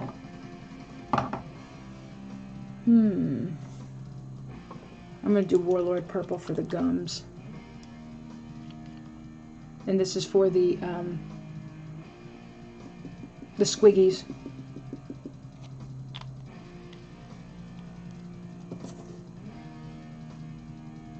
It says hi. Vi, we're not telling you what the message was. The adults were, it was adults talking kind of message. When you get older, we'll tell you.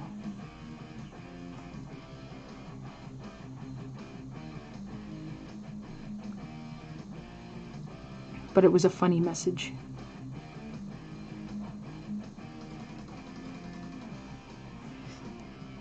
Alright, so I'm doing the model air in Warlord Purple. Just to get the gums painted. I was thinking about it and I was like, man, since the flesh didn't exactly look the way I wanted, and these kind of have a cartoony look, that probably a magenta color will work for the color for the gums. But to do realistic ones, that's what I do. I take a rosy colored flesh, paint all the gums, and then I go in with like a red and glaze, either glaze it down, or if I use a GW shade, I use Carenberg Crimson. And then just wash over it, and that totally works for gums, tongue, if you're painting a tongue. Stuffs like that.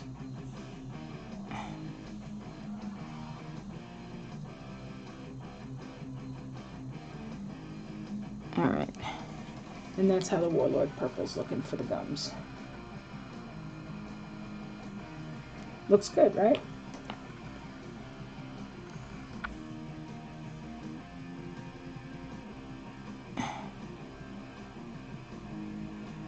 And then with these gums, it might look a little close to the red, but once it's all said and done, it should stand out a little better.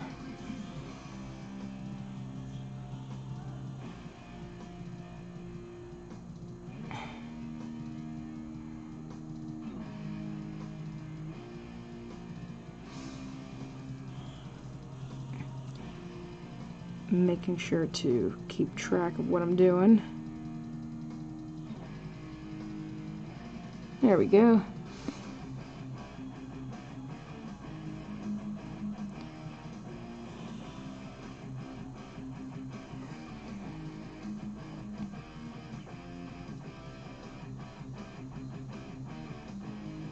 There we go. Now Bob has gums. He just has to... Yeah, she's like, looks good, yeah! No Kool-Aid involved. Oh, good to know. One less sugary thing for me to have to worry about. That was the color that I used for the gums. The drying time, I guess if you, sorry, my nose was itching. If you pile it on the way that they tell you to, it's like a 20 to 30 minute drying time or whatever. But, I mean, it doesn't look like that's always going to be the case. I'm going to do the skeleton horde next. And I'm going to do that for the bones, the teeth.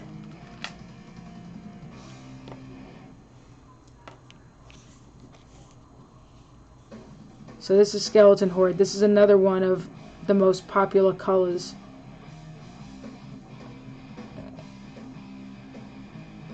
Squiggies are not going to have perfect teeth. They do not have a dental insurance plan.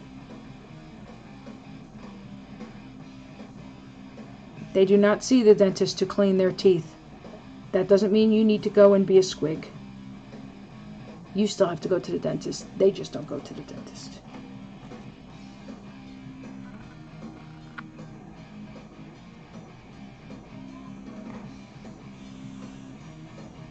Skeleton horde for the teeth. So it's great for doing the whole yellowing teeth look. And for bones. And then you would go in with the lighter color and just, if needed, dry brush the highlight color on, or brush on, highlight it, edge highlight it, whatever you prefer. I'm going to do it for the claws too.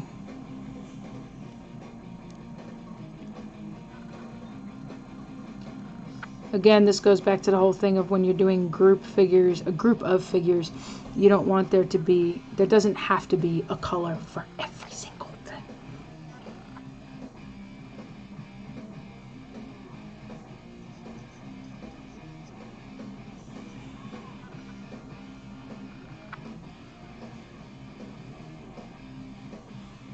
I'm going to go back in with regular paint and fix the horns, make them white too.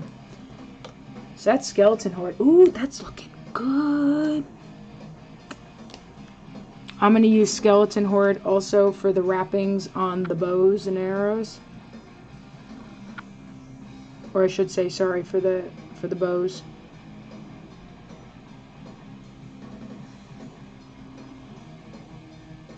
I'm probably going to go in with regular paint on those ropes, only because it would probably be easier to do that. Oh, this guy has a bone. I was like, I knew he had something bone related next to him somewhere.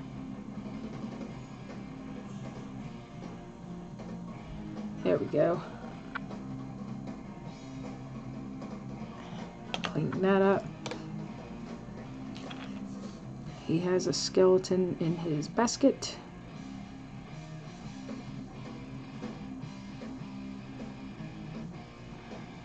Oh, there's more mushrooms in there. Oh, for God's sake.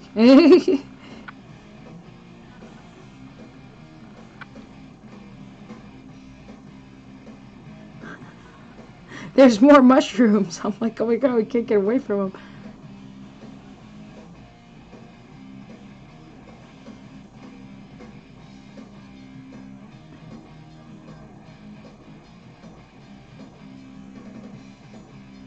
Make the wrapping skeleton horde. Let me see. Okay, I was like, I knew there was more.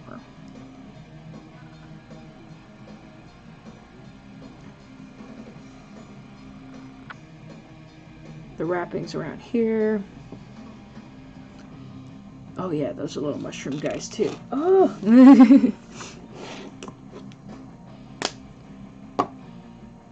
I forgot I gotta do his foots. Alright, one of them we had to do their foots. Oh, this guy got feets. Wait, let me do it with the small detail brush. That would make my life a little easier. Or dentist would be a very, very short life. Yeah, for sure. No kidding. Cool, I might just have to wait till the restock and get some more at some point. I'm sure we could both use it. Oh yeah, for sure. I know, mushrooms everywhere. I'm like, dude. So we'll be mushroomed out by the time this is all said and done, right?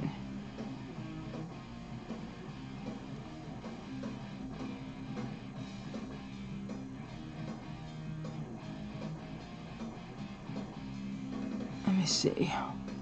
Trying to make sure I get the leg. Clean that off. There we go. Did I get the feet? I did. I'm just making sure. Okay. There was another one whose foot's this one. I was like, this other one had foots.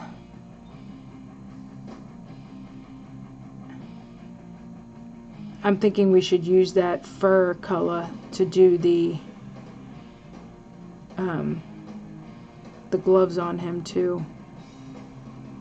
And there's another bag I just found. You're gonna run into that a lot too when you paint groups up. That there's like you kind of like zoom through, and then you're like, oh, I missed this. Oh, I missed that. And I mean, you can always go back in, but I'm just saying, like you'll see that quite a bit. It'll happen, especially the bigger the army, you know. You'd be like, oh, I painted this Space Marine and I forgot to paint this guy's boot, or, you know, whatever. It happens.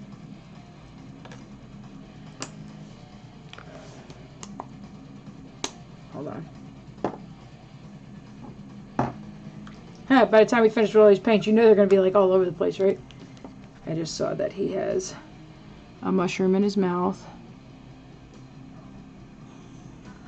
And I'm going to use the red because it'll contrast with the moon head being yellow and the green skin.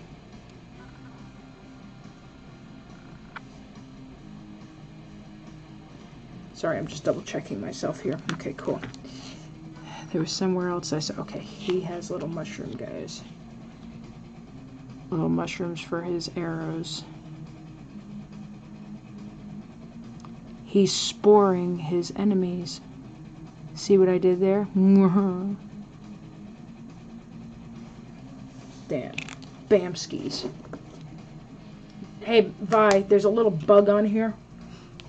Look. Wait, let me see if I can get it to show.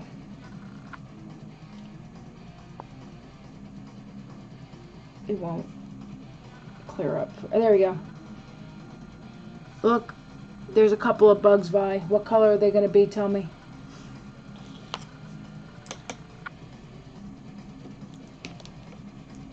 There's a little bone coming out of this one. I think it's a bone.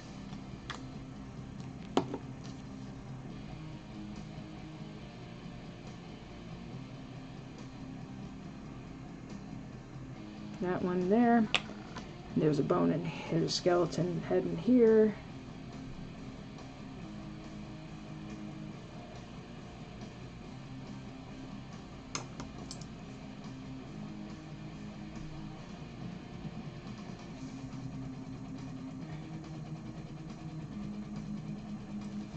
There we go. Vi, you're going to have to help me color those buggies. I don't know what color to do the bugs. Help, help. Griff Charger Gray. You're going to like this color, Griff Charger Gray. It's a blue gray. More so blue gray than the Space Wolves gray. Here, I'll show you so you can compare. Well, kind of looks almost the same. Well, tannish brown. Okay. Oh, I'll do snakebite leather then. Alright. The Griff Charger Gray is what I'm going to do some of the silver parts, you'll see. So that way they don't just look like a boring gray, you know? And then we can go back in with regular paint and dry brush it with a light gray or the gray sear to add some, a little more highlighting to it.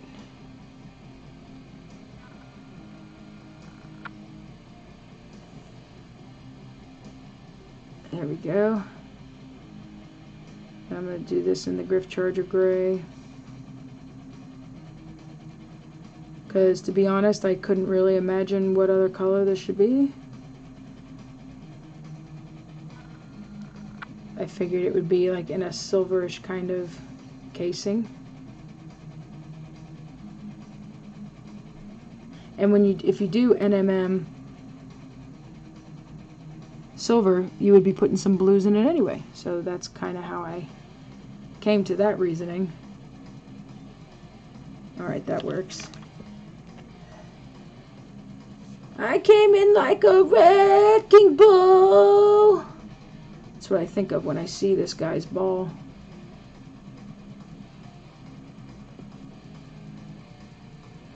Oh, and there's more mushrooms, by the way, Brandon.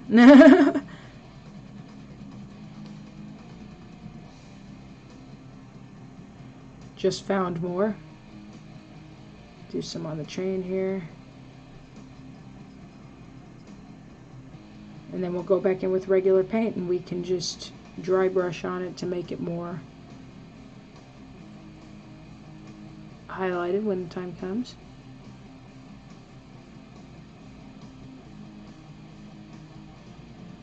Well, I'll see for sure soon. I never got to try the space. I've tried this one, the Griff Charger Gray. That's what I did for the rock that the Stormcast girl is standing on. And I liked the way that came out, but we'll see what the Space Wolves Gray looks like.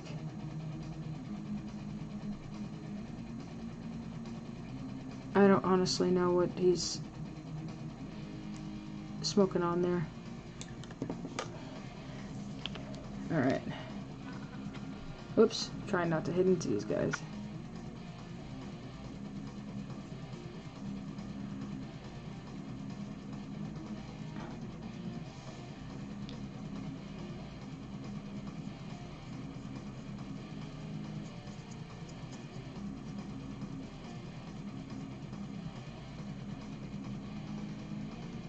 And do that on the knife. Probably have to go back in with the wildwood for that wooden part there. It's alright. Let me see here. Alright, here's how Skeleton Horde dries.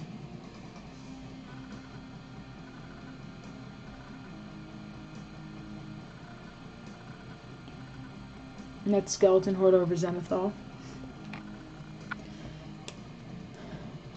Oh, you do the points to the little arrows in that Griff Charger Gray too. That works for me. Alright, we're going to do the bugs in the tannish brown like she wanted. That would be snakebite leather. The tannish that we all knew and love.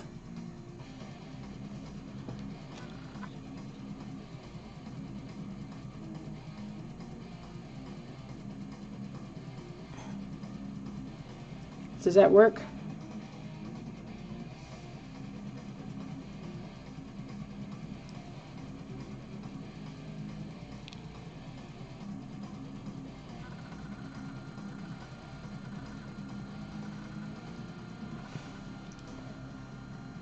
Have fun, Bunny. Space Wolves and color seems a little off. Yeah, I mean, it might. It looks like it might be. Even the Ultramarines blue is one of the most popular ones too, and I feel like that might be a little. I don't know. We'll have to see. There's still time, my friends. There's your tannish brown buggies, kiddo. Okay. Oh, so let me go back to that wildwood real quick. And I'll show you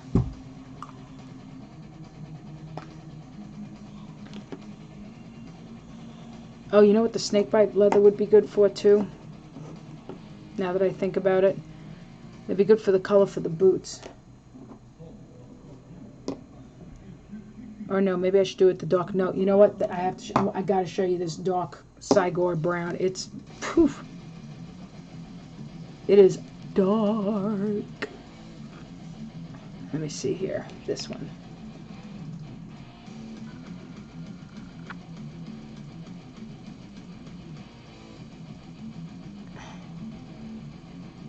This is the wildwood brown. Remember that first wood that I tried to do and I was like, whoa, that's dark.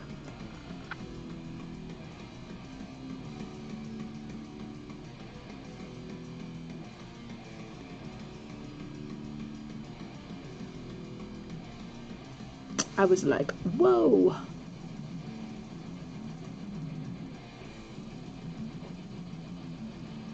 I'm making sure I got everything for that stuff there. Bam. Alright, cool. Got that. And then this part here. I realized I forgot the top part because of the way that the stick was designed, that there was this top part here. So we're going to fix that real quick. Done. Go back over this part because there was some green accidentally put in there. There.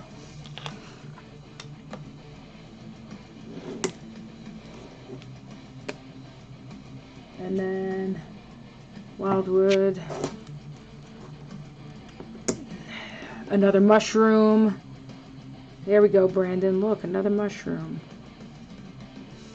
You love the mushrooms, don't you? Don't you love that there's so many mushrooms? There we go. Let me see. There's the Naz. Now, I thought that there was supposed to be a darker, like not a darker, a brighter yellow. But I honestly might have forgotten that one. Ah, we'll see. So Nazdreg yellow, right?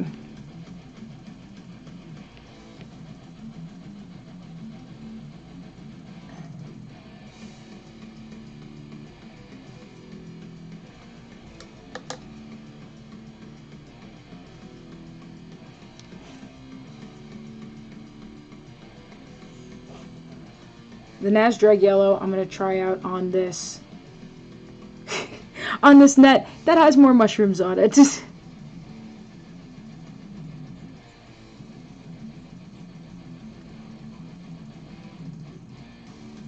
And we can always go back in and do metallics and stuff like that for the little moons on the bottom there.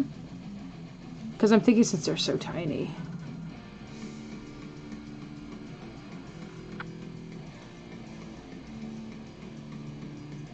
Look, Brandon, more mushrooms. Your favorite.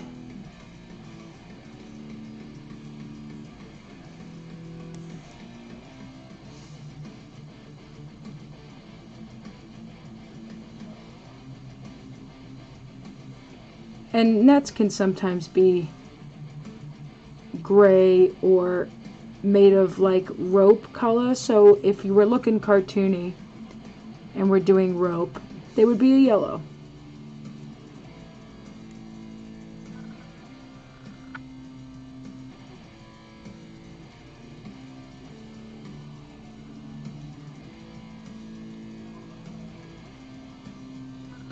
And it looks like these were made of like a rope material, so we're going to stick with that whole yellow idea. And that's what I envisioned in my head anyway, so it works.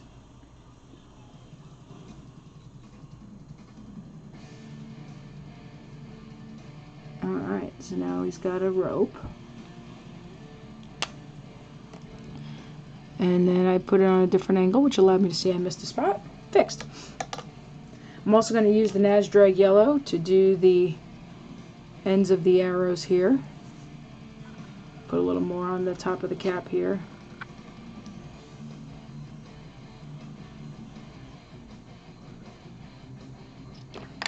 And this came off its thing.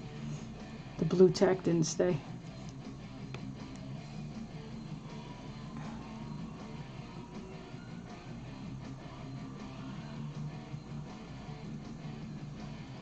That's okay, you're not going to defeat me, blue tack. There we go. Let me see. Move this over so I don't sit there and end up making it a show with me knocking stuff over too.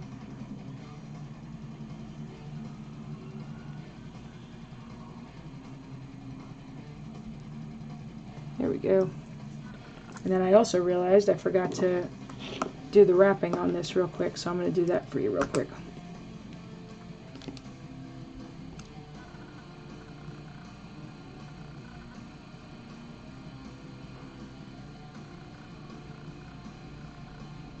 There we go.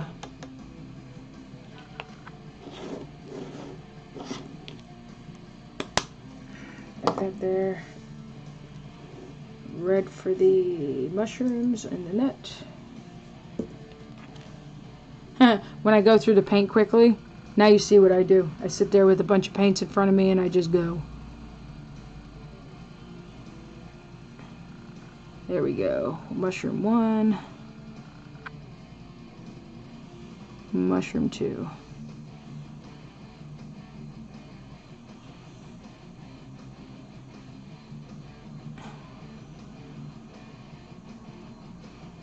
Make sure there's none showing on the back, and there is.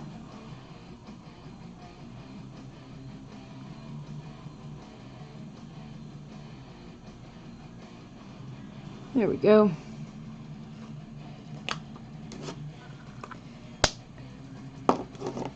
Oh, I forgot, this one has mushrooms in its pot too. Ah! Hold on a second, let me see what else.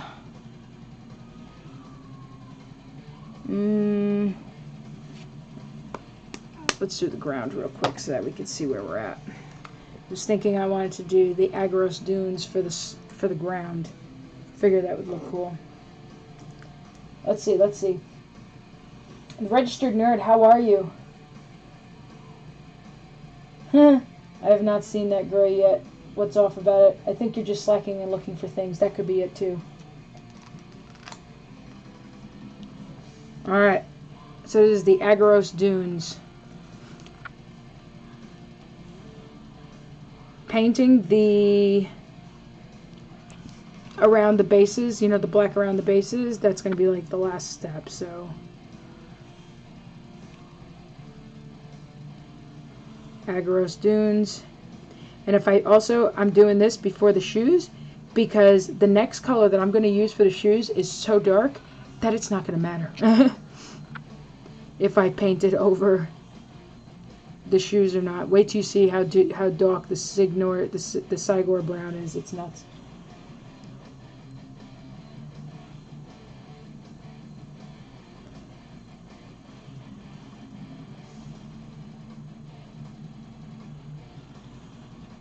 There we go.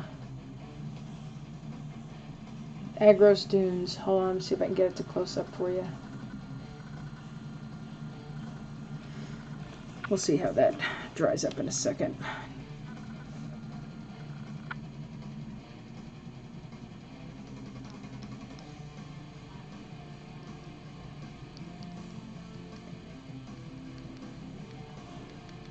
There we go.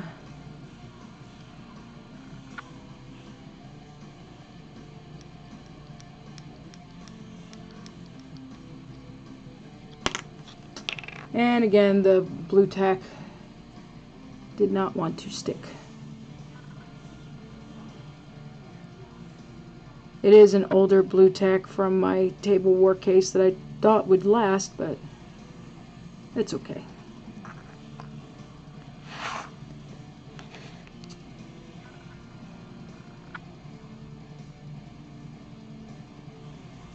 To the ground here.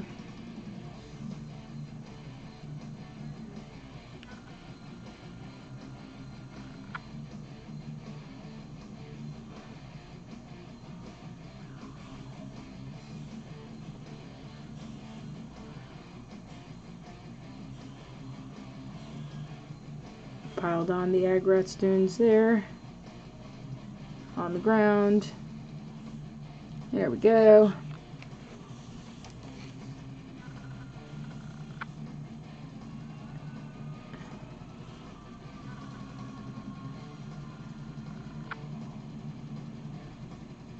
And I think I'm going to do the Plague Bearer flesh, you know, for inside the water there.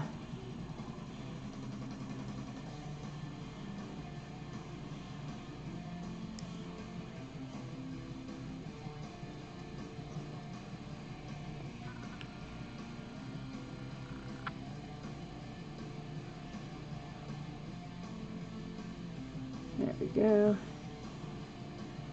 And there's like a lot of really cool things so far that I've seen people do when trying these out. Like sitting there in, like Louise Sugden, I'm not sure if I said her last name right, but she's really good too. And she sat there and she did a Night Goblin riding on a squig. And when she finished painting it, it looked like something out of a second edition book. It looked really cool. I posted it in the event just because I thought it looked so great. I'm going to highlight the bugs a little bit different of a color so that they stand out a little more, I'm thinking.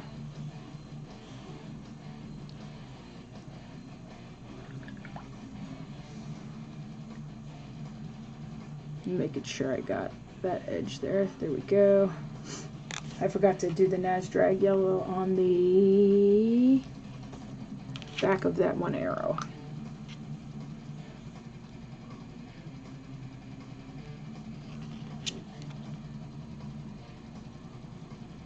There we go.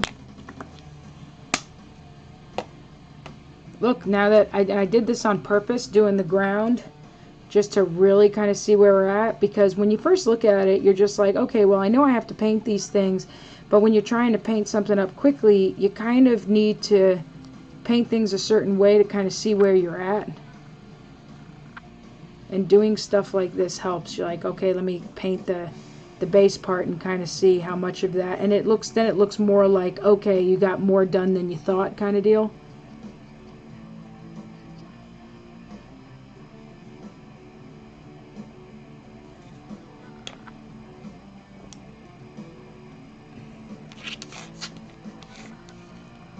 Sounds good.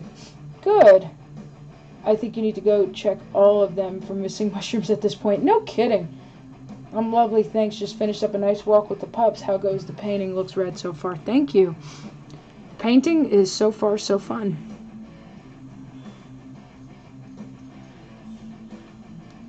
I have a cat hair that keeps itching my nose, besides the fact that I have dry skin due to thyroid conditions, but so it looks like I'm obsessed with touching my nose, but other than that, while I'm trying to paint.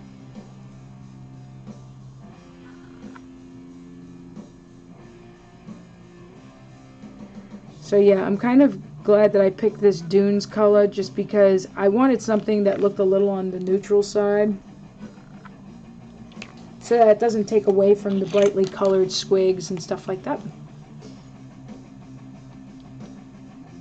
And the brightly colored goblin skin, stuff like that.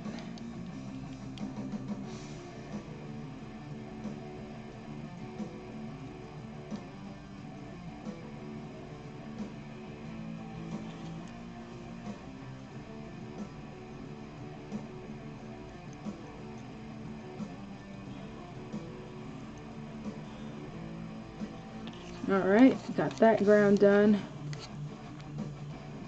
And then one more. This one. Wait, let me move this over so I don't... There we go. Because I need to be careful where I go on this one, because this one's got a lot of details to it.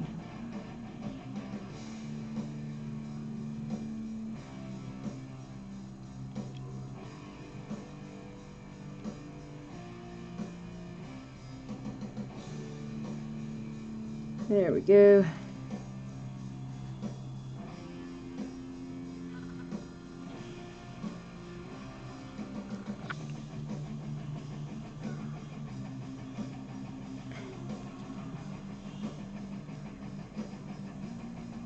Trying to make sure I get in, because there's so many freaking mushrooms on this one. I'm like making sure I work around it.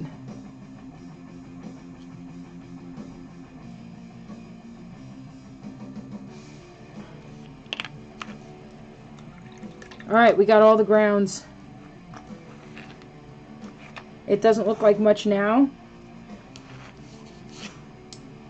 but I know once we get the black painted around, I think we're going to be good. Let me get that wildwood again for that.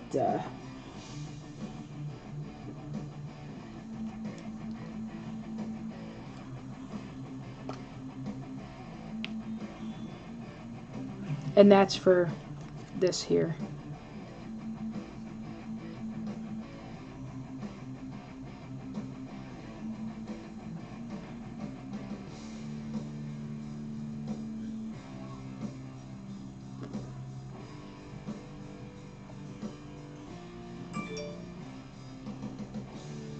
There we go.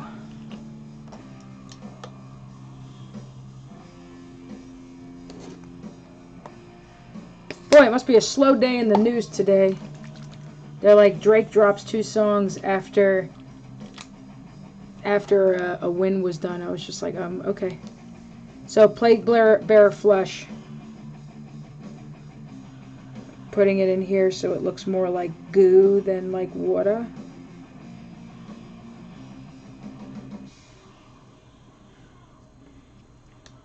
There we go.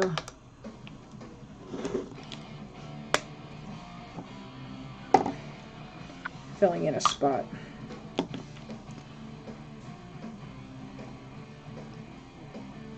That I couldn't see because of the angle I was at. There we go. Done. Alright, there's a little butterfly dude in the cage thing. What color am I making that? Gotta do the...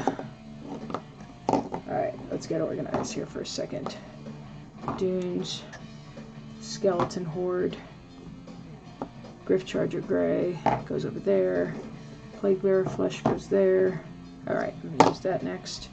Nazdrag Yellow I'm going to need for the face. Okay.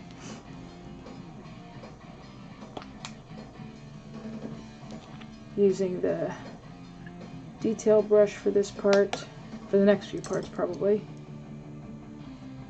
So as you saw, I forgot that there was... I don't honestly know what this is supposed to be.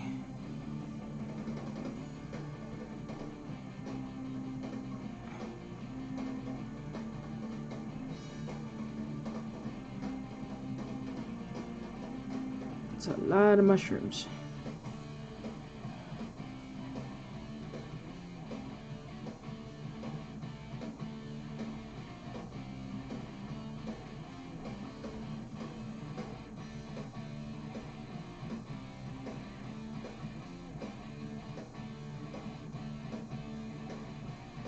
There we go.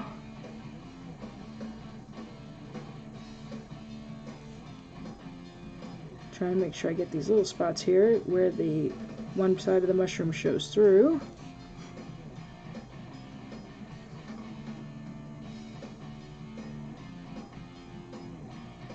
There we go. Then do the other mushroom blue, and I'm hoping that's it for mushrooms. Griff Charger Gray, I'm gonna get after these little stones real quick for the firewood, you know.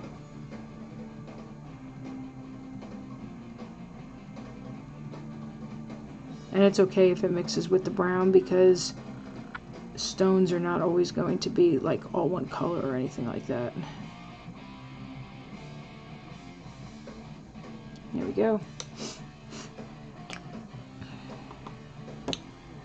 Let's see, what else?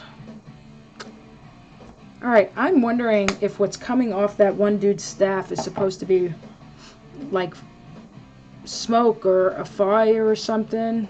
It's probably a fire. I think this is going to give us a chance to sit there and see how that's going to look. Okay, I know what to do. Alright. Okay, we need to decide what is dude smoking here? What's happening here? Blame Oliver. We should. Alright, so this dude, what is he smoking? Like, what's happening here? What do we got? Talk to me, people. I don't know what's happening there. I'm not gonna lie. I'm grabbing an ochre color to do for the ropes around the robes. Oh, I think I wanted to do that fur thing for the leather gloves. Let me do that real quick. Gore Grunta fur. I think the Gore Grunta fur is supposed to be for like beastmen or something, if I'm not mistaken, right?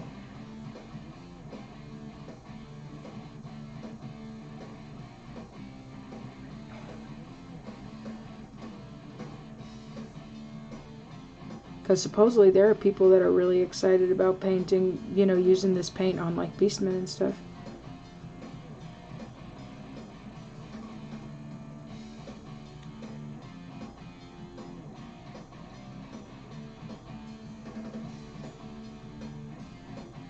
Okay. Trying to make sure I get under the gloves too. So Gore Gruntifer, I think I prefer as one of my preferences for the leather colors, like in this case for leather gloves. I think it looks nice.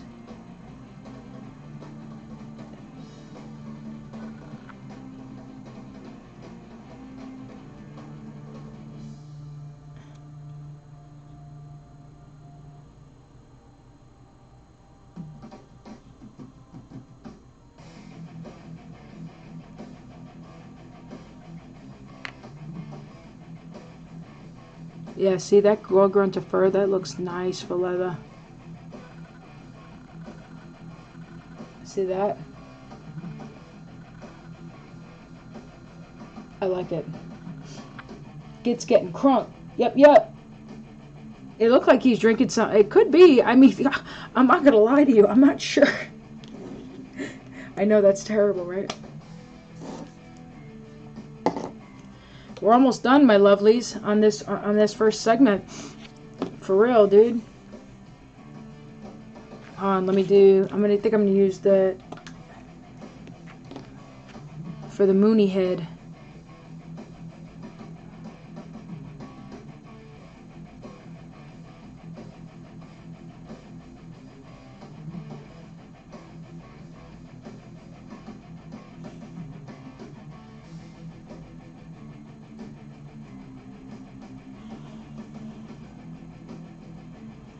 There we go.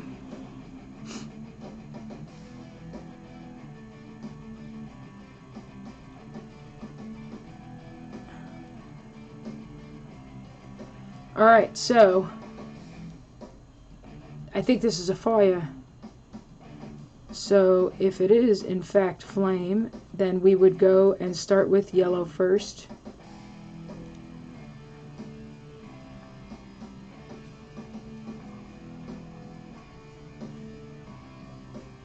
So we're going to start with the yellow.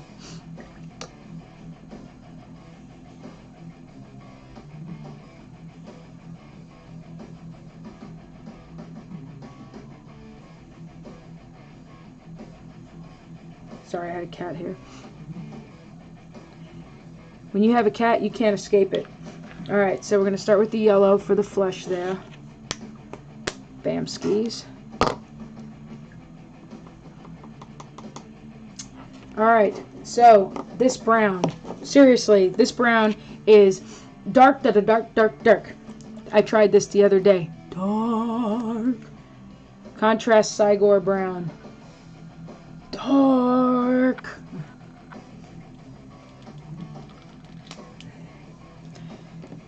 Y'all about to find out. Oh, well, he has bare feet. Fine, no shoes for you. Okay. I'm going to do this with my smaller brush because these are being done on the foots.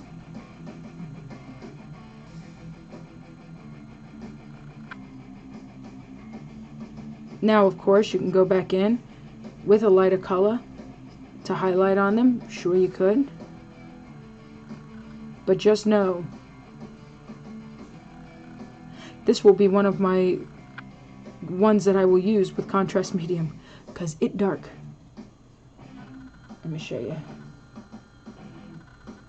And in the white highlighted parts, you could see there's a little bit of highlight happening, but that color is so dark. Oof.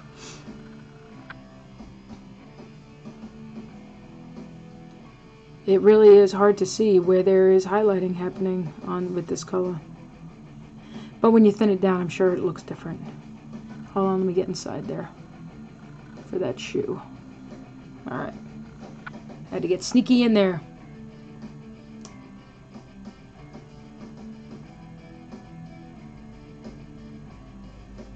Oh, he's drinking. Okay, I'm starting to see what this is now.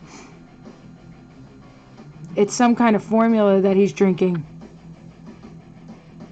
What color should we do it? Guys, help me decide.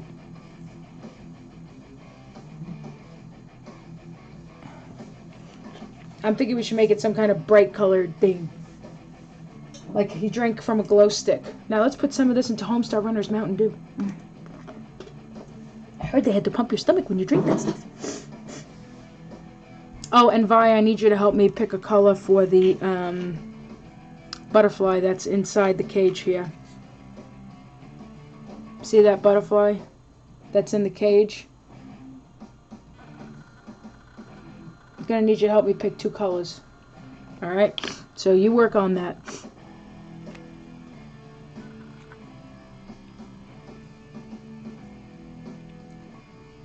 But yeah, I figured this would be a good color for shoes. You know, something dark to contrast. Or, you know, to not be too close to the same color as the ground there. So that way they'll show.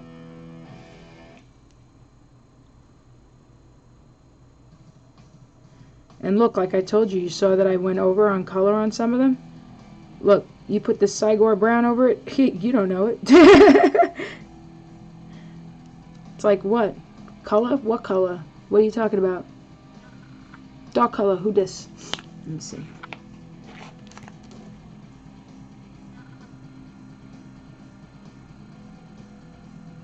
Hold on. Sorry, this one shoe is underneath the net there.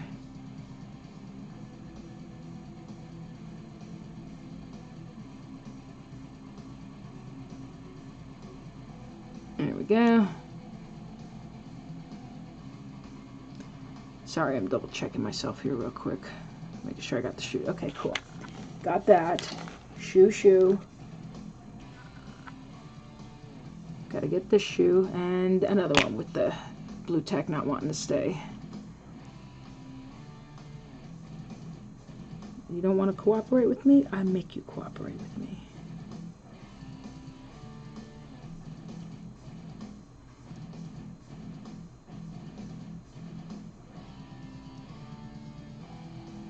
Mind you, that's not the holder's fault. It was just I used old blue tack thinking it still was lasting coming out of my tableware case, and it's not.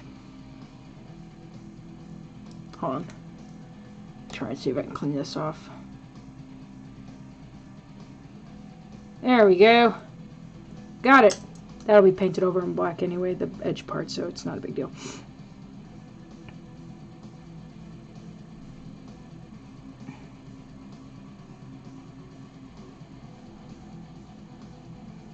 There we go. Just making sure I got certain stuff. Right. There we go.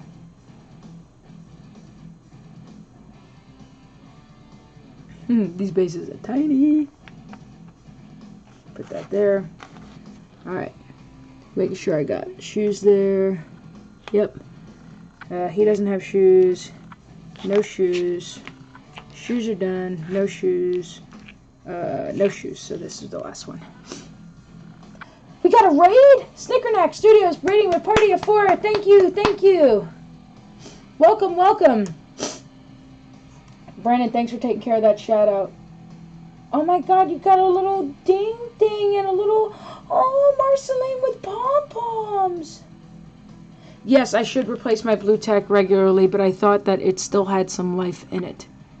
Don't judge me by my blue tack. I think I have 2 brand new sets of blue tack too.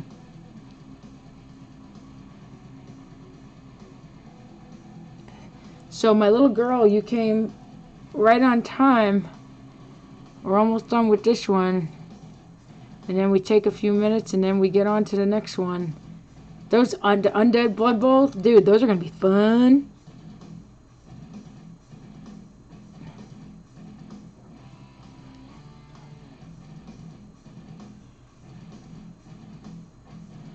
There we go. Hold on, let me get underneath that shoe there. Here we go. I gotta paint his ears.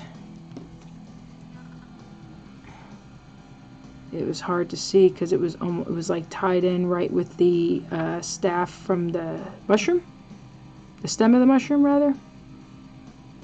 So that's why I couldn't see it at first. Here we go.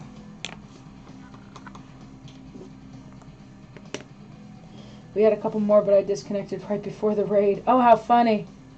I like the contrast paints. Here goes. Let's see if I can get this printer working. Oh, did you finally get it calibrated?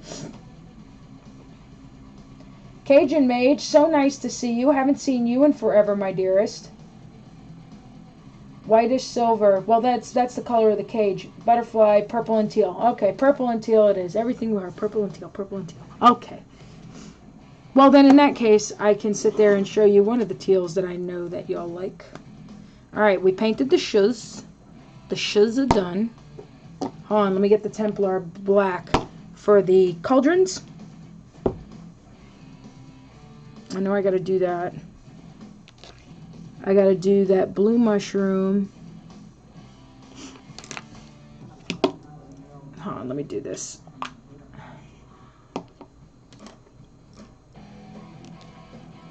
So Black Templar, you're gonna see is pretty dark.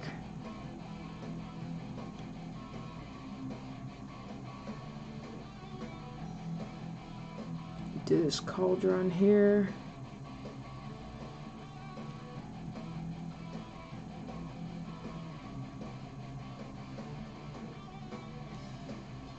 Although I'm trying to focus and make sure I get all around the cauldron there.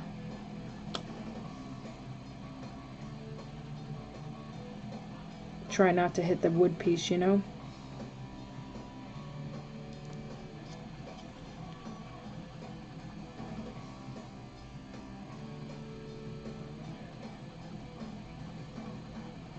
There we go. Alright, got that. And then we're going to do the Black Templar on the shoulders. Because if I remember, I think the shoulders on here might be either black or red or whatever. But I'm going to do them black. Because it'll come out darker than the robes and stuff. So it'll look like it's all part of the same thing. Like maybe the shoulders and the cauldron came as a set.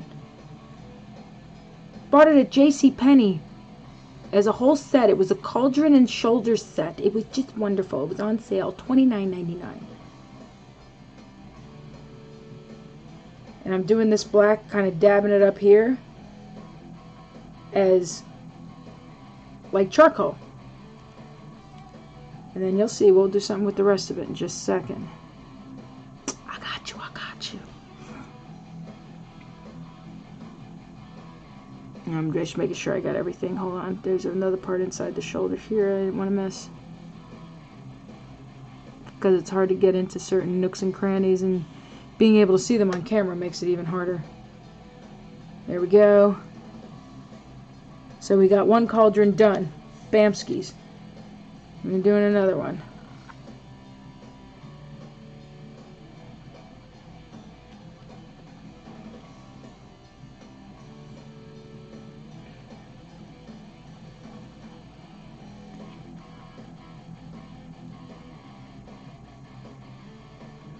All right.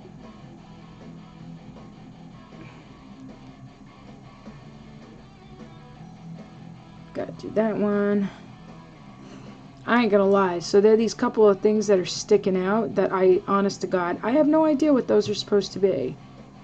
That looks like, okay, that's part of another mushroom. Oh, marron. All these mushrooms. Ah! Alright, so purple and teal you were saying, right, kiddo? Hold on.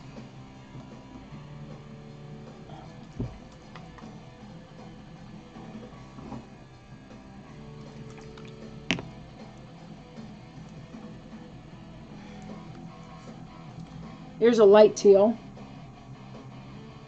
Aethermatic blue. Aethermatic blue? I don't know how to say it. Maybe. Aethermatic blue. Say hello, Cajun Mage. Huh. She says, hi, Mama. Little girl. Alright, ready? So here's the Aethermatic blue. It's so pretty. I love it.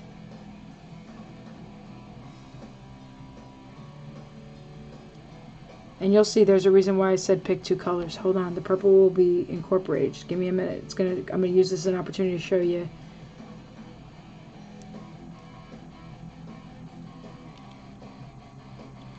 Sorry, it's not.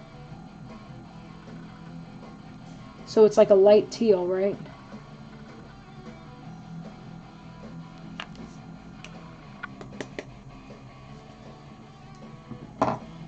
I forgot, what color are the gobby eyes? Help!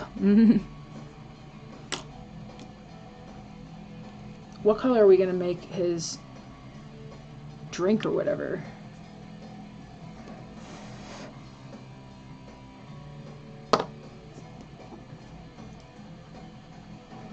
Oh, magenta. Hold on.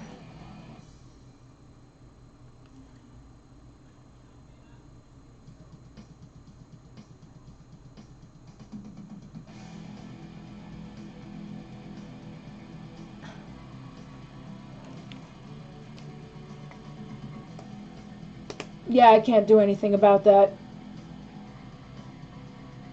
It looks like it's working correctly. What are you going to print first?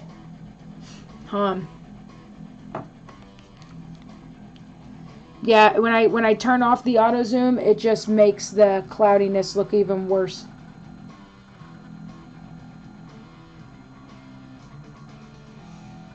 And then these are under a webcam, and that makes it even harder to see stuff too.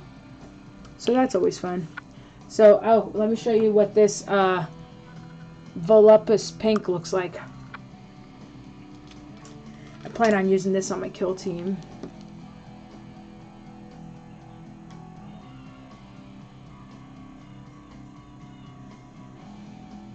Hold on, I'm trying to do this with my detail brush so that way.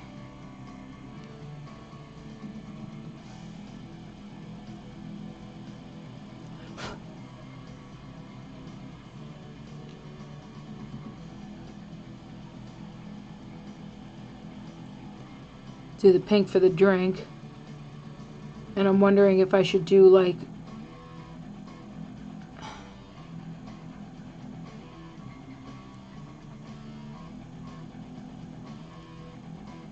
maybe I should do that dark green for the glass.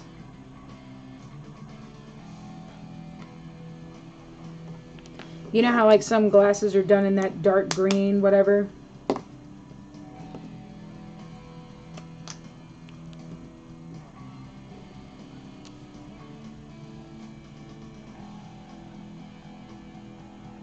I'm using the Gore Grunta fur for the cork. Now that I finally was able to look at it and figure out what the heck it was. I was looking at it first. I was like, what is he doing? Is he drinking something?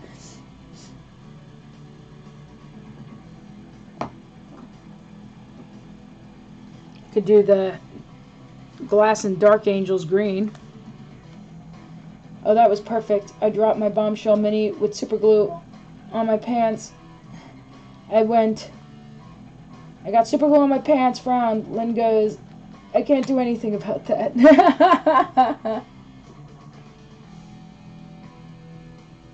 It looks like it's webcam mount for the Octoprint. Nice! Alright, so I'm using the Dark Angels green for the glass.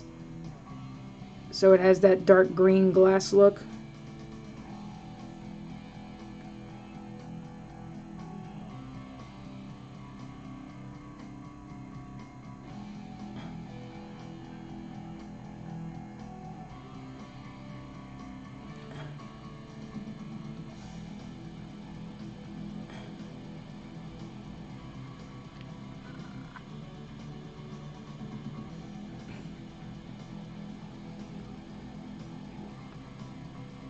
Oh, I'm making sure I fill this in.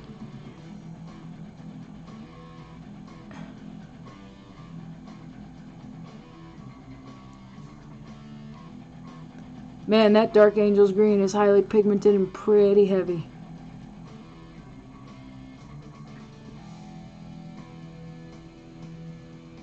Let me show you how it looks in a second.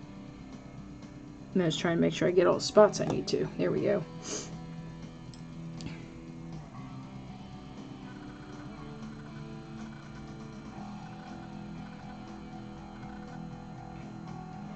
I have a long sleeve that got paint and it's holy. I'm going to be using that with oil paints. Nice! I have a pair of shorts and a shirt covered in paint that I wear, not ruin my nice clothes. Oh, as long as it didn't mess up your mini. Dude, that's the important thing. Not, hashtag not for nothing. Hold on, let me see. I want to do... I need coal black and I need that. I'm putting aside the black and stuff for the for around the bases in a minute. So the shyish purple, right? So this is why I said when you said teal and purple, right? Vi, look, you can line with these two. And I'm just gonna go in like this.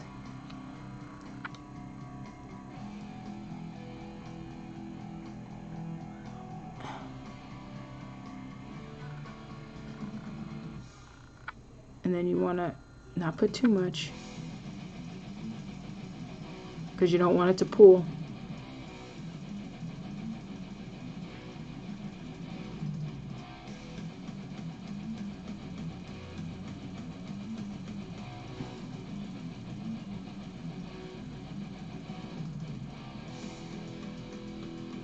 Do the purple for the body. Nobody really is going to look inside there any friggin' way.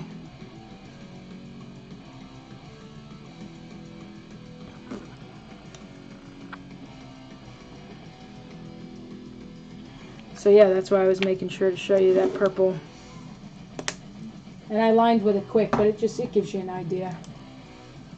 Let me do the Griff Charger gray to fix up some, get inside some parts, like get behind here.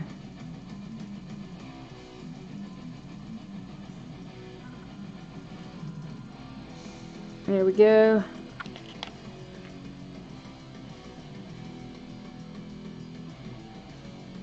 Over there.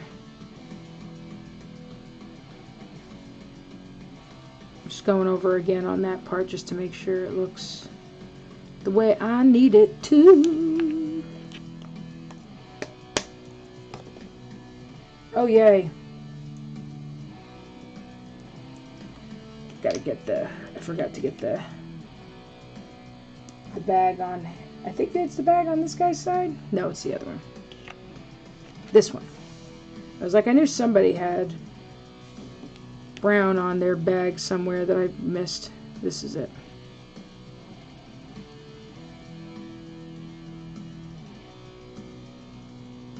There we go.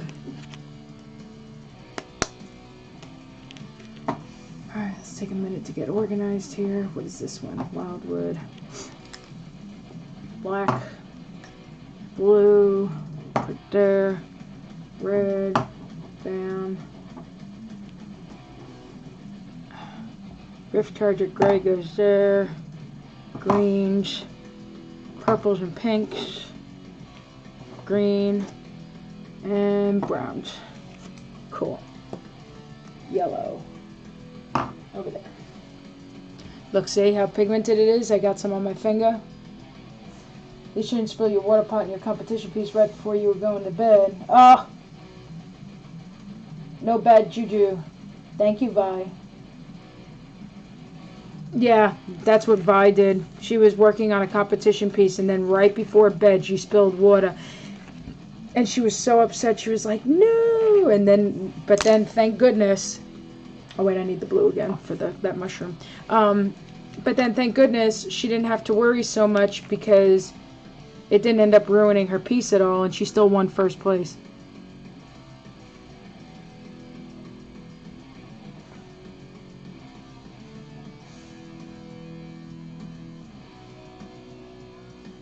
I mean, and then she stayed up late finishing that piece too.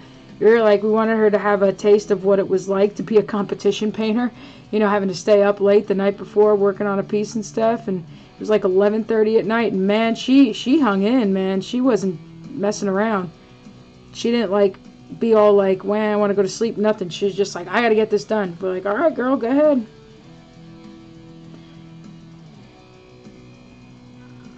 and then spilled water on it like 2 seconds before she was going to go to bed. And she was like, ah! We were like, oh, dude. But then we turned around to her and we were like, well, welcome to the club.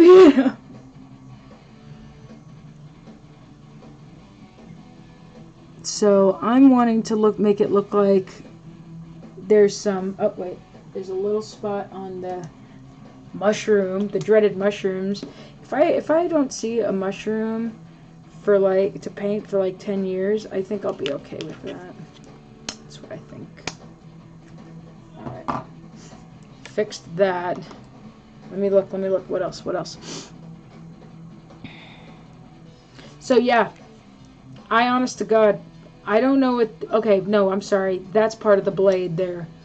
But like this stick there, I don't seriously know what that even is.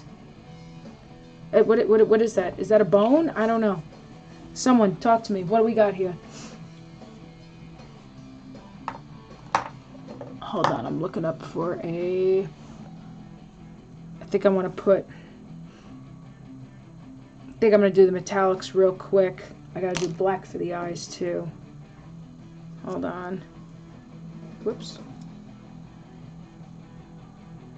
Almost but didn't, yeah. Pleasure by drinking one of us. Right? No kidding. He's like, one of us. Alright, I'm using the Monument Hobbies in coal black. If you've never seen... Hold on, let me close it first. The only thing that I gotta get used to about these, they have the twist cap on them, and they get a little messy, but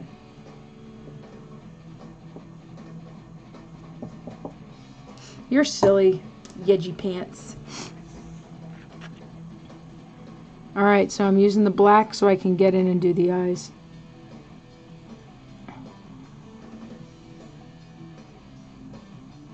But I was looking for metallic gold too for something, which I'll show you in a minute. Hold on, I fix this real quick. On an in-between part for the gloves.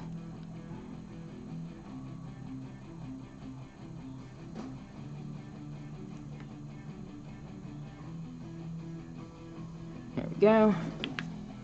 I'm like... There we go. Alright, so what was I doing? Eyes, yes. Alright, we got that one's eyes. I was just double checking.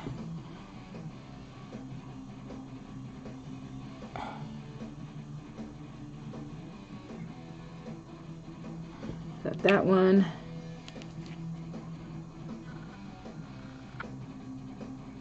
That one.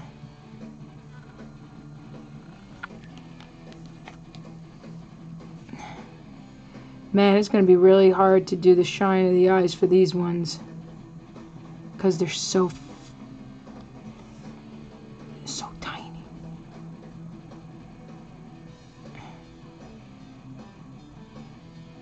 There we go.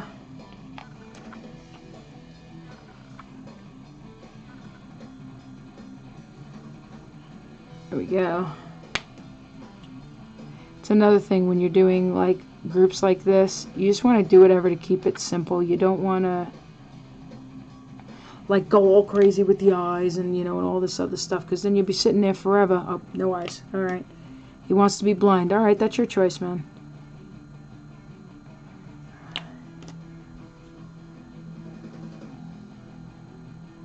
Eye and eye. Here we go. Let me find that gold real quick. Where is it? There it is. Found it. Hold on.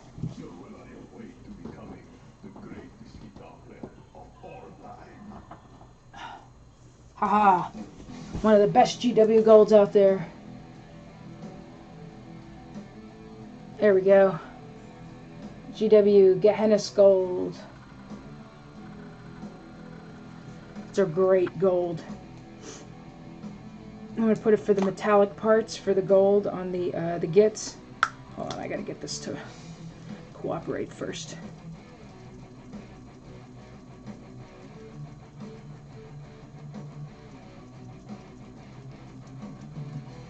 Actually, what I could do too, so I don't waste any of that black paint that I just poured, put a couple of drops of the matte medium from Vallejo. Mix. This is for around the edges of the bases, just so you know.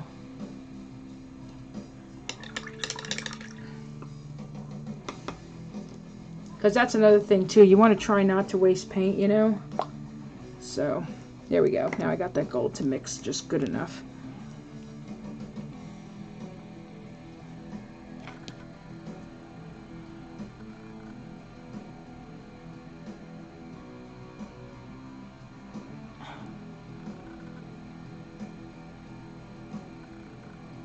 I'm trying to see how this would look, or if I should just do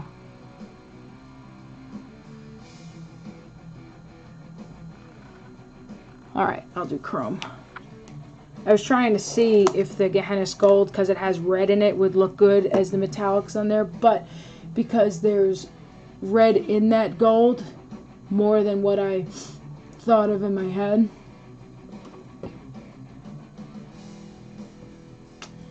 it made it look more red than gold for me. So I'm going to use the Model Air in chrome.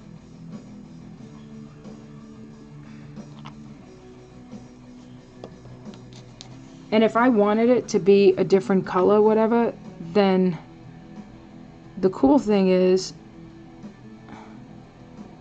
I could go in with a contrast color and go over the metallic, and it would just turn into like a colored metallic basically. Hold on, I got some silver on his nose, which I did not want to do. There we go.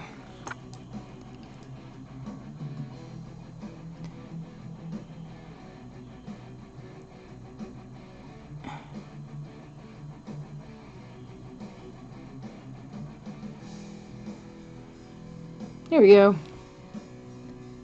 Now that part's not done. We're still going to go over it with some color just to give it more oomph, but that works. And I'm going to take a little dot of black just to go on the in-between here in the hole to accentuate that.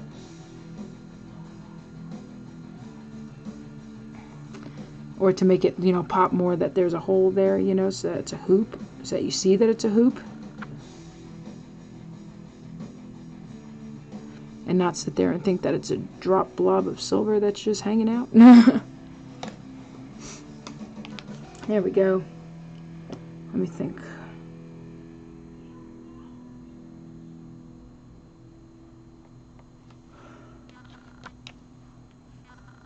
Let me take that Templar black and fix inside there. When you sit there and paint under the camera, you sometimes move things around and then end up seeing little spots that you missed. There we go. Done.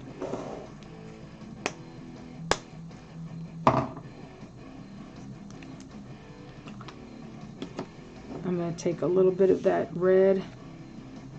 I'm going to thin it down some. I'm going to use the contrast, the thinning, where is it? Contrast medium.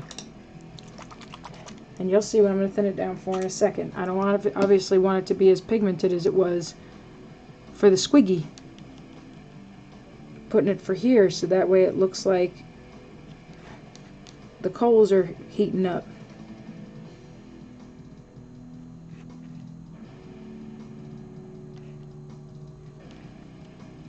There we go.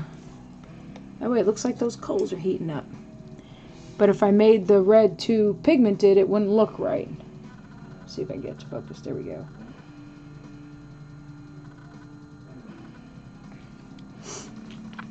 And now I get some orange.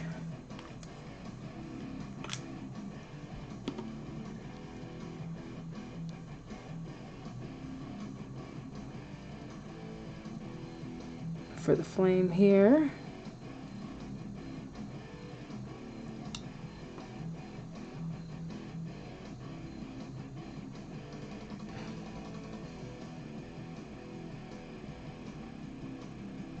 one under here and under here. Under here.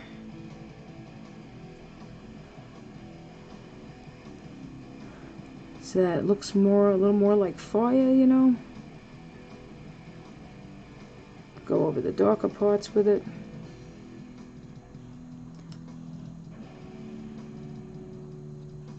I'm using a clean brush to go over it. Do some orange around here too. Again, so that the coals look like they're heating up a little.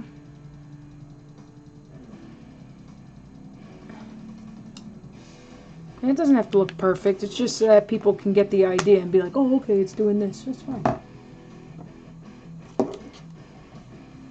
And then I'm going to take that Sigor brown with some of the contrast medium to thin it down a little bit. Where did I put it? There. For a second there I was like, I don't know where it went. And we're going to touch the tips of this.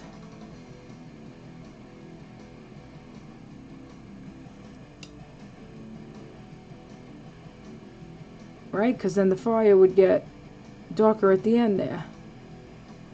So a little bit there. And I mixed it with some contrast medium to thin it down so it doesn't look so freaking dark.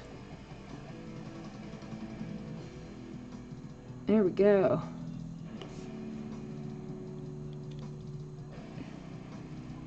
That was a short movie. So far so good. We're almost done.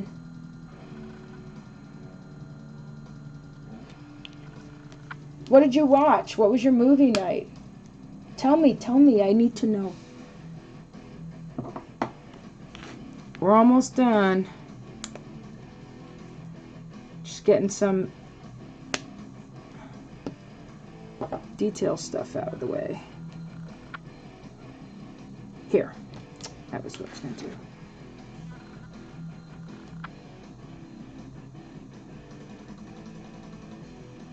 Doing the chrome on the little metal parts there.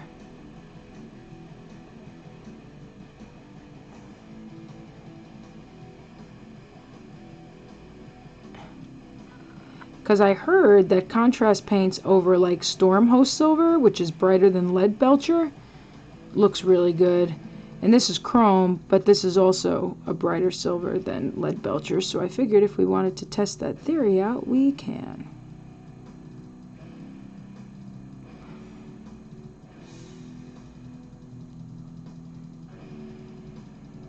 There we go.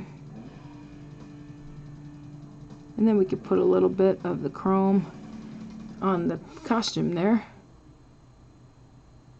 because there's little studs on the costume. And it doesn't have to be perfect, but we can make these little silver dots there. There we go.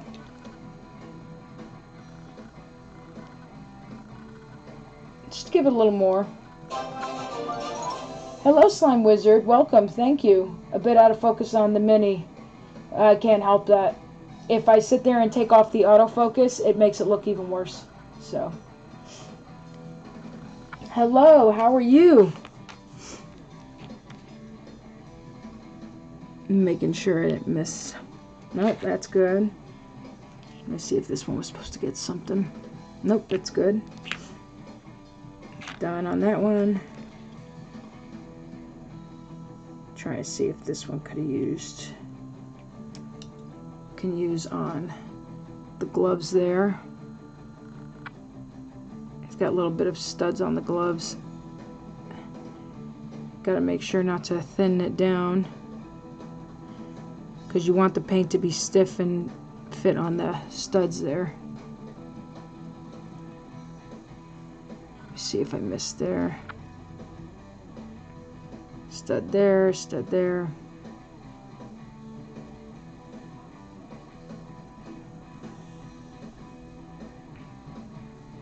There we go. Okay.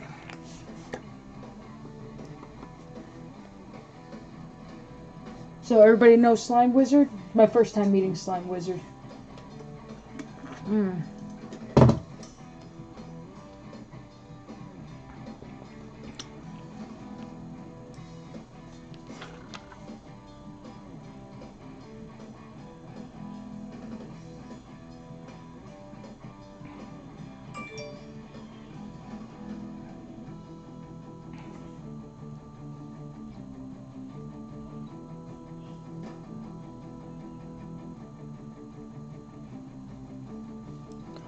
You see how much better, once you do this, that the ground stands out a bit more.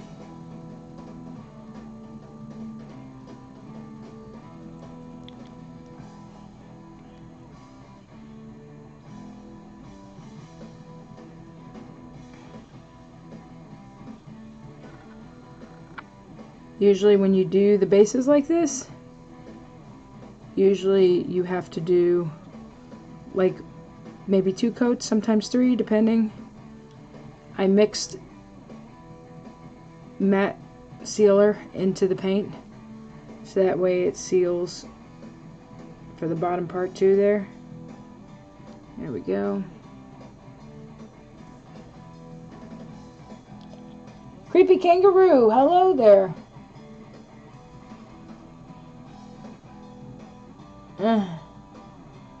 I heard Into the Spider-Verse was good. I didn't get to see it yet though. There we go. You see how when you do the black around the base? The next thing is going to be painting in the teeth and stuff, so the white highlight stuff will be happening. That's going to be one of the last steps. It's pretty much going to be it after that.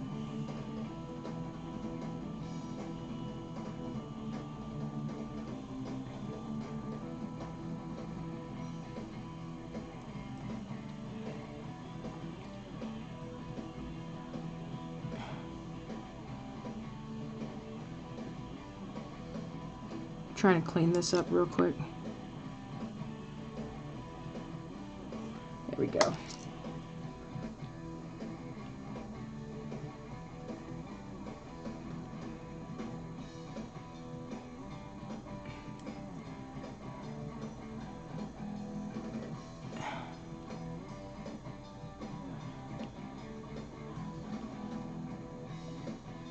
There we go.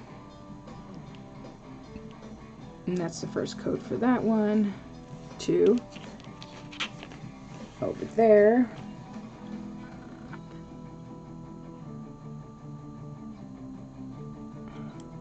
So depending on how you paint, you could actually potentially get this done faster.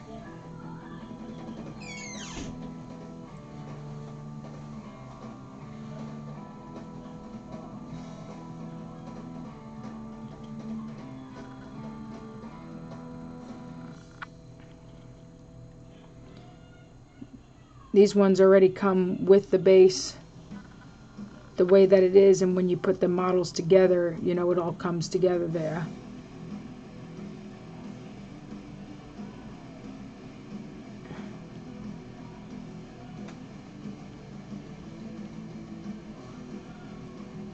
There we go. That's the first coat on that one for the base part.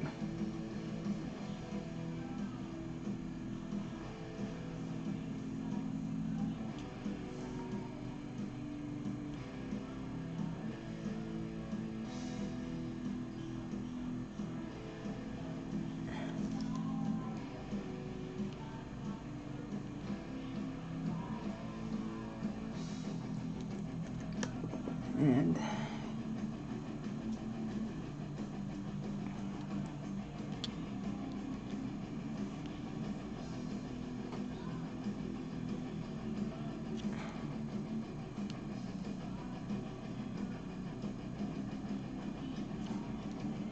sometimes you run into like little bits. Just take that off with your brush as you go along.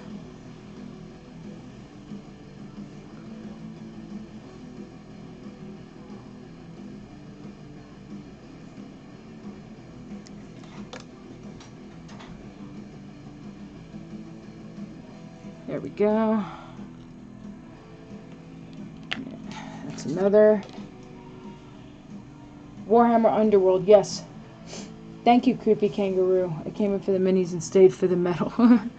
Nothing wrong with that. You look good. Thank you.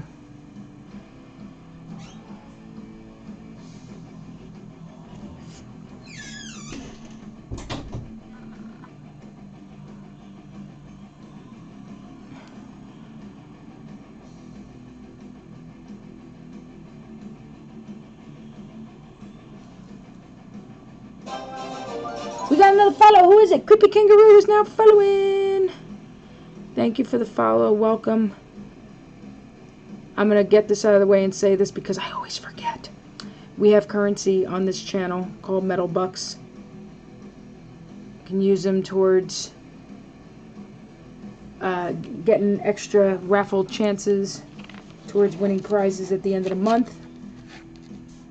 At the end of every month we do giveaways, one for followers and one for subs. So if you like winning prizes, you've come to the right place. And sometimes we do unexpected ones too. Like this past Tuesday, for Twitch Tuesday, we had Tomb Guardians with us as a special guest.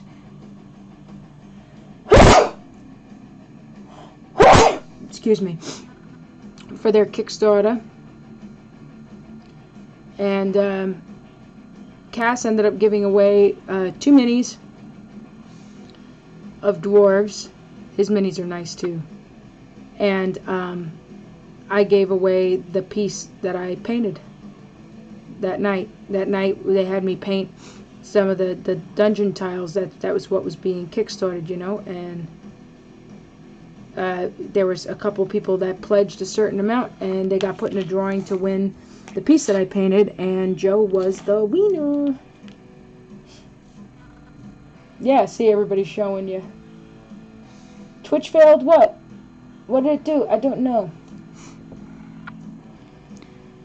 I know nothing.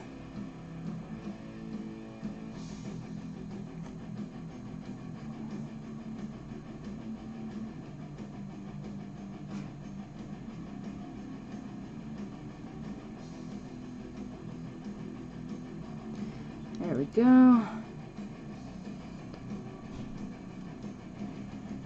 Now the blue tack is failing.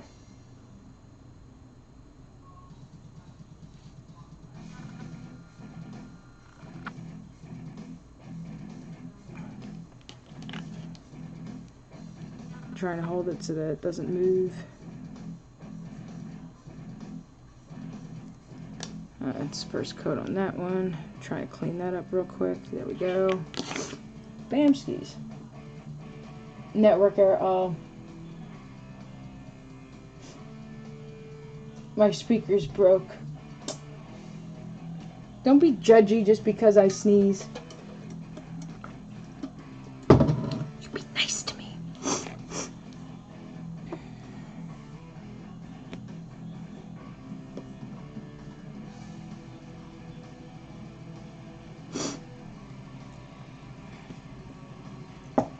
Using the Monument Hobbies Cold Black.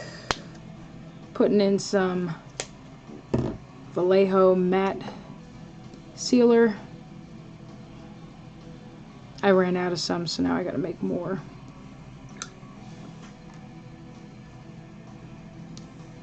Gots to make the donuts. Note to self, black PLA is terrible to print in, can't see anything. What were you trying to print anyway?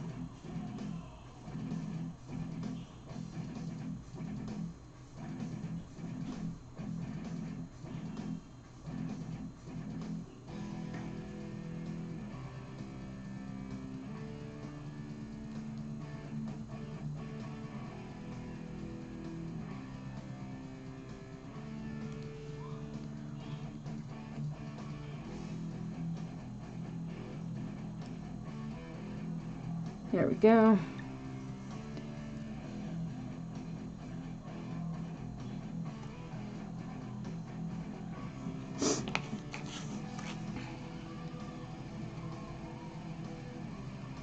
Oh. I'm like sitting there like I'm painting all the way on that side. I'm like, oh, D-to-D.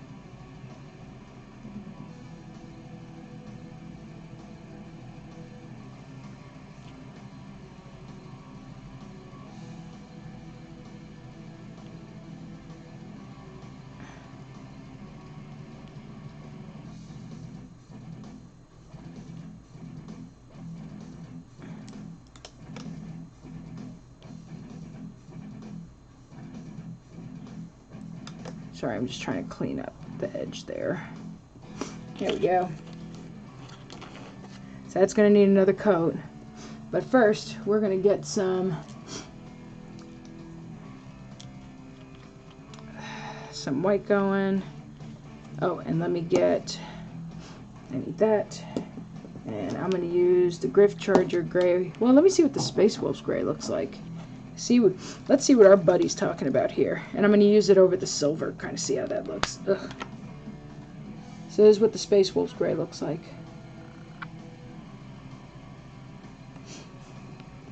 Good to hear, Brandon. I need to recalibrate mine. Powder coated PI. Yes, that's true. You do sneeze louder, especially because of your allergies and stuff. I'm using the Space Wolves Gray over the silver, just so it doesn't look like this bright white silver that makes it look like nothing was painted. There we go. That works.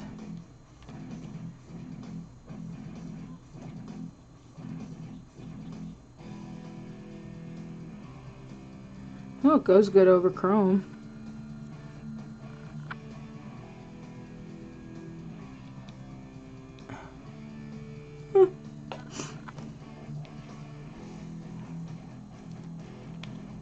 Looks good to me.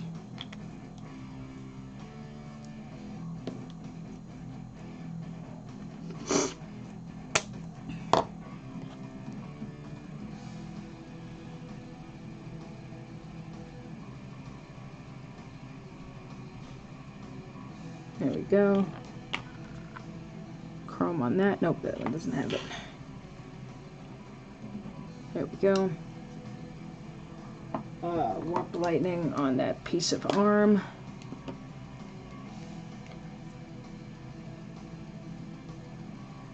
There we go.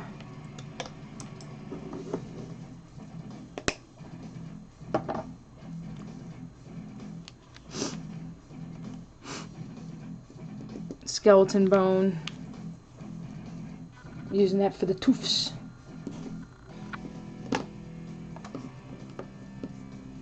Star Wars Legion stuff. Oh yeah, these would be fun for that too, to be honest.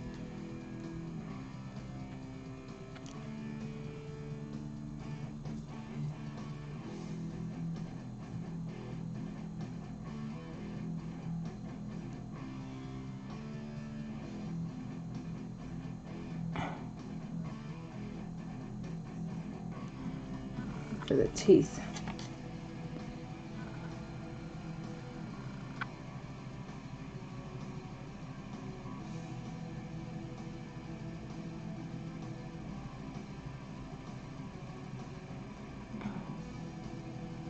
Because these are so small, that's why I'm being quiet, so I can focus on getting the teeths.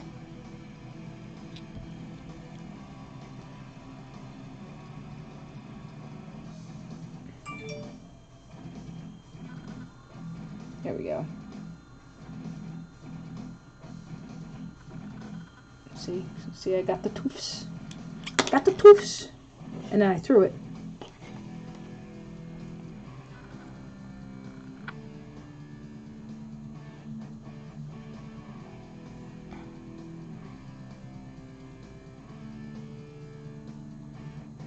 Alright, got his teeth.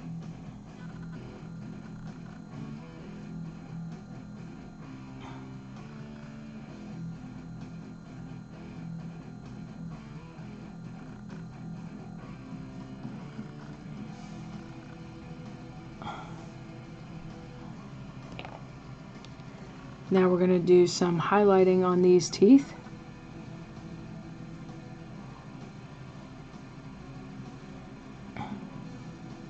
Just kind of like an edge highlighting, nothing crazy.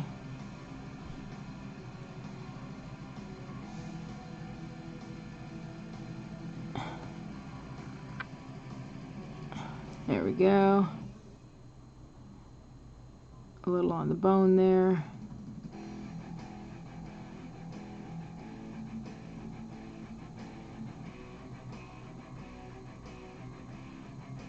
Up there.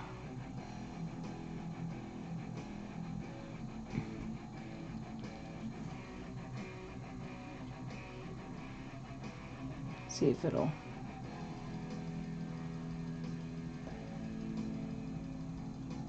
Yes, squiggy.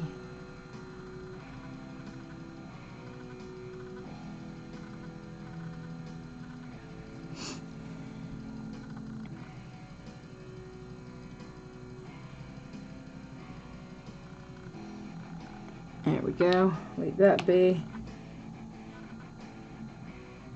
Do the white skeleton bone here. I don't honestly know what that's supposed to be that's highlighted up, but we'll just do that. Oh, the spots on the mushroom.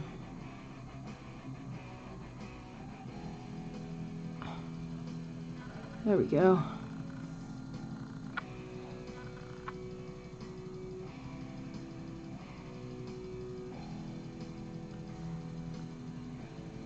It's an off-white. There we go. Alright, he's got teeth.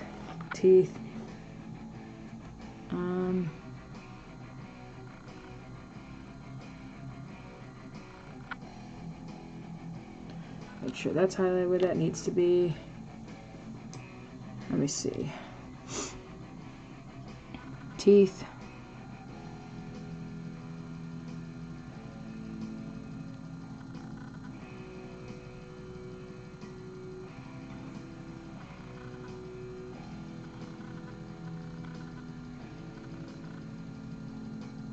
I'm making sure I didn't miss anything else. I'd put that there.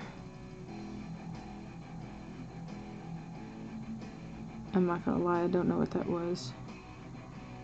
Do some on the skeleton there. Do some on the bone.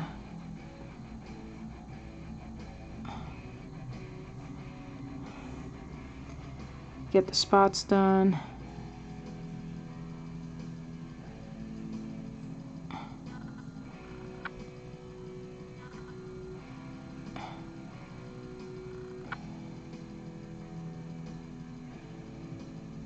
I know a lot of people probably get a lot of their stuff done quicker than me, because I'm just very like pick on the little stuff kind of deal. And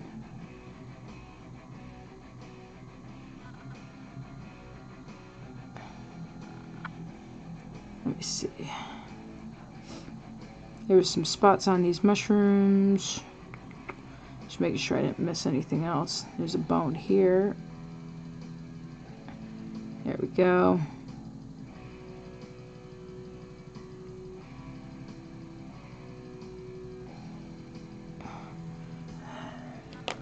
There we go. And then here. Just get a little on the teeth.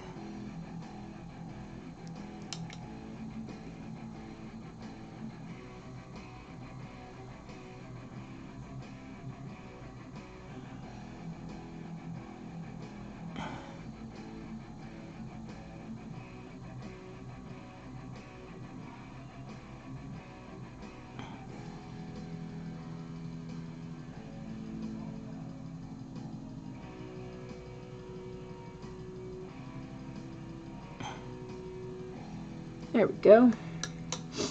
Got that done on that. And then we have to get on the top of this claw here, right there like that. That's done. Let me see, who else? Who else wants toofs? He's like, I need toofs. That one. Gobbies don't have a lot of teeth, so I get some on the bone here. There we go. And then he has a couple.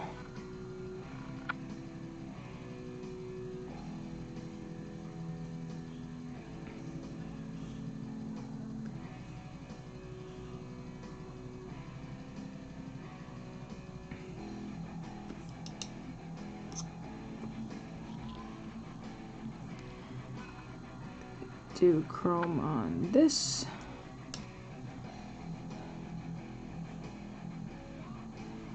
Cleaning that up.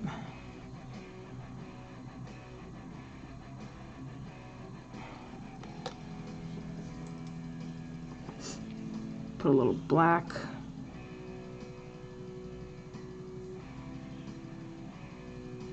For his bracelet. Make it like his is a little different. Here we go. My eye's itching. There we go. Now we just do the ochre.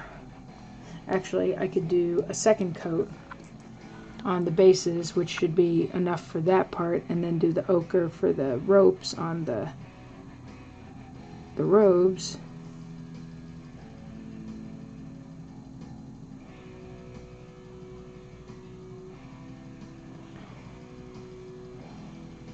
And you start to see a bit more coverage on the second coat there on the base.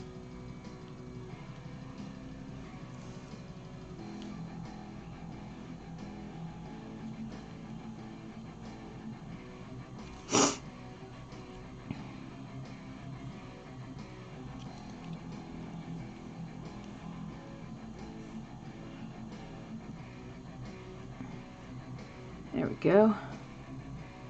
That finishes that one. Gobbies no need toofs, only one tooth. Quicker than you, are you kidding? I make a slock look sprightly. You're funny. Thank you. I honestly think the squigs are my favorite part. I haven't painted a gobby in like, that I remember off the top of my head in like years. I think.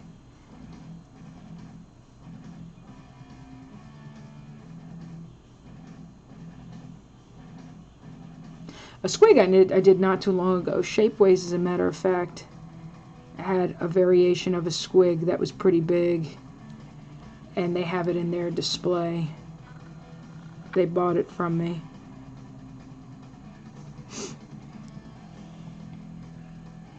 I painted it for funsies and put it in the case at Gen Con just so that people would see it, you know. And it wasn't intended to like be entered. I didn't expect to get anything for it or anything like that. But then, you know, since I paint stuff for Shapeways too, I sat there and showed the staff so that they see what it looks like. And I'm like, oh yeah, you know, so this is what it looks like in red, blah, blah, blah. And they were like, ooh, and then they bought it off me.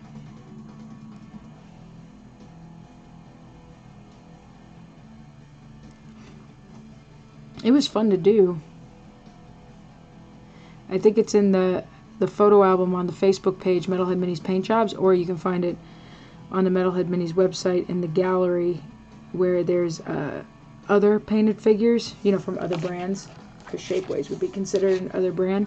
It wasn't, you know, even though it was based on a Warhammer character, I, you know, can't put it in the same gallery with Warhammer stuff, because then it'll put people under the impression that they can get that exact same model.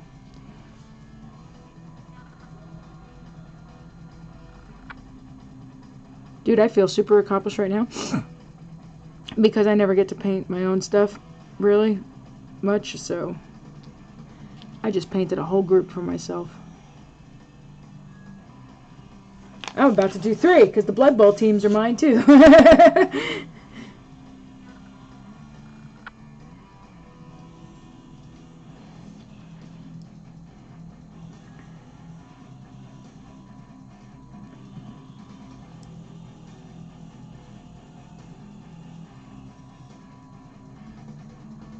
There we go.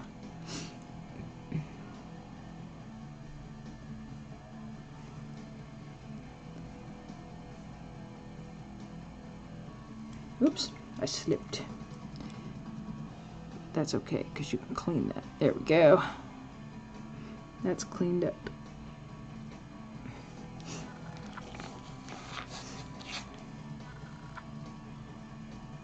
Alright, let me get more paint. More black. I try not to do too much at a time so that way it doesn't dry out before I use it, you know. If you've never seen the Monument Hobbies bottles, hold on. Let me clean it first. Pearl Acryl and Coal Black. Just straight black. Definitely serves its purpose for what it needs to do. And then I mix the matte sealer in there with it. Mixing it in a well palette. Just in case you were wondering if there was a wet palette or a well palette to the side of me. My wet palettes are actually by the sink, because I just cleaned them all the other day.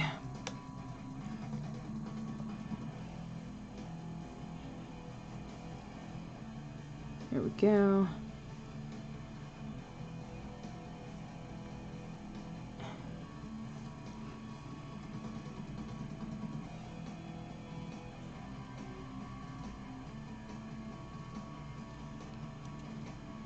So what we're going to do is, because we're almost done with this one, after I finish this group, I'm going to take a few minutes break, and I'm going to shut off the stream for a minute just so that the stream stays separate for uploading purposes. But in that few minutes, let's all go use the bathroom, stretch our legs, in my case stretch my back. So I'm going to lay on the floor for a minute in my living room and stretch my back, because my back has been killing me a lot. So,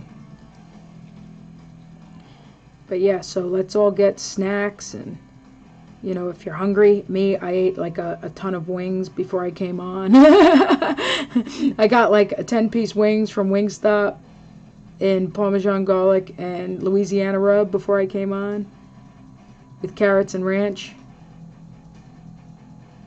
So I ate quite a bit before I came on, knowing full and well, because I knew I was going to paint for a long period of time. But yeah, definitely, you know, go get yourself a soda and go to the bathroom and stuff while we take our few minutes break, and then I'll come back on. It'll also give me time to get the next group set up. And the next group is going to be my Undead Blood Bowl team. Those are going to be fun. Average Gamer 16369, hello. I almost said Average Gamer 69, but that's okay. But yeah, so when we sit there and finish this group, like, don't worry, we'll be back on in a few minutes. I just need time to switch things over and stuff too. And I think I need to blow my nose too.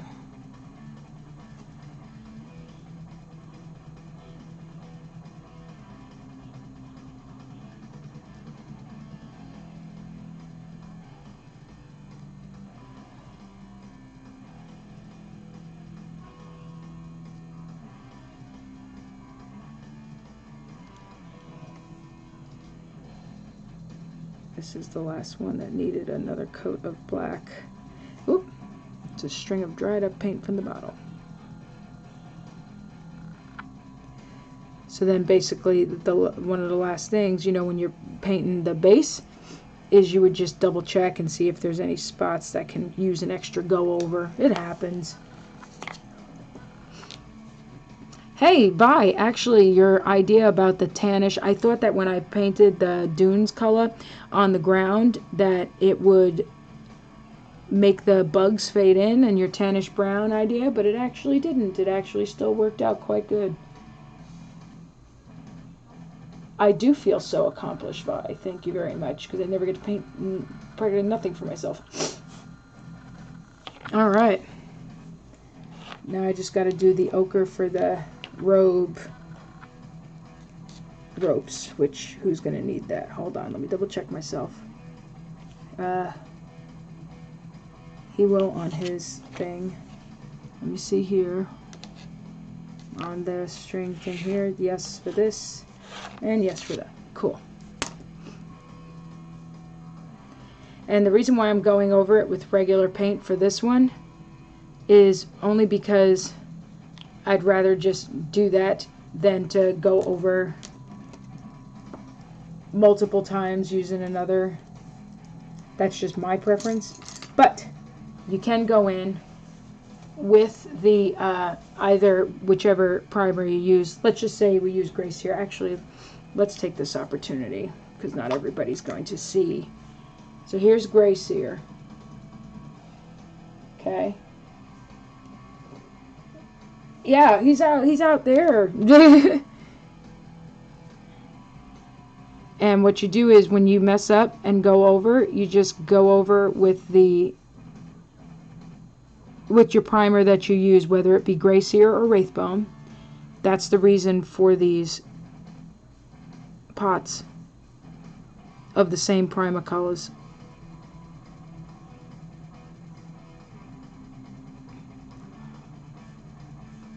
I do that, the Gray Sear.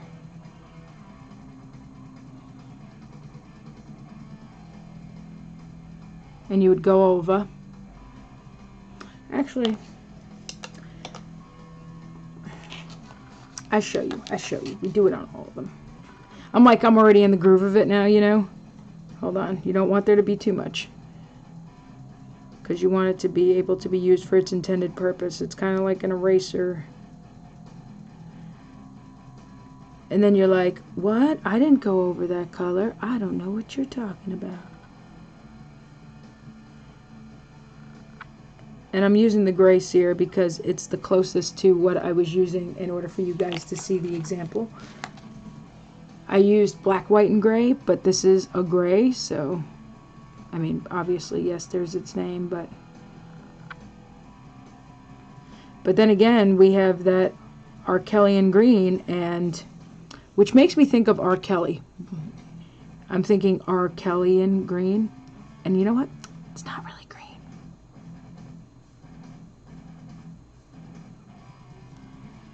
So do that. So you would go over like that.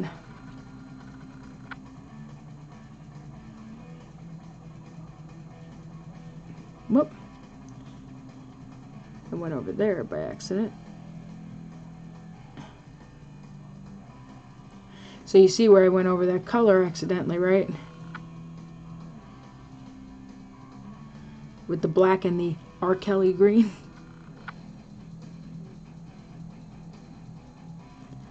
There we go. Let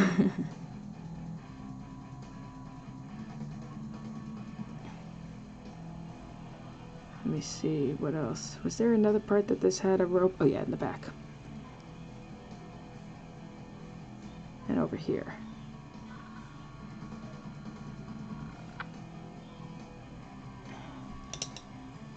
And if you accidentally go over a spot like I did, since this is a base paint, it's a little easier for me to go in with a clean brush and have that extra second to go through and get it out.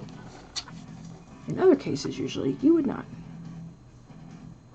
Sorry, I'm seeing if I... Oh yeah, it was back here. There we go.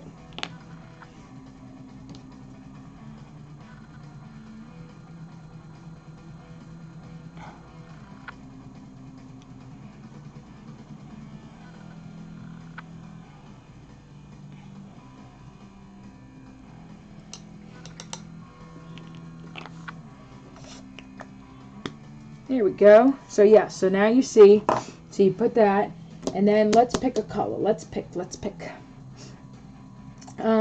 I was going to do ochre, right? So let's just, we could either do, no, I don't want to do snake white leather. Let's do the Nazdreg yellow.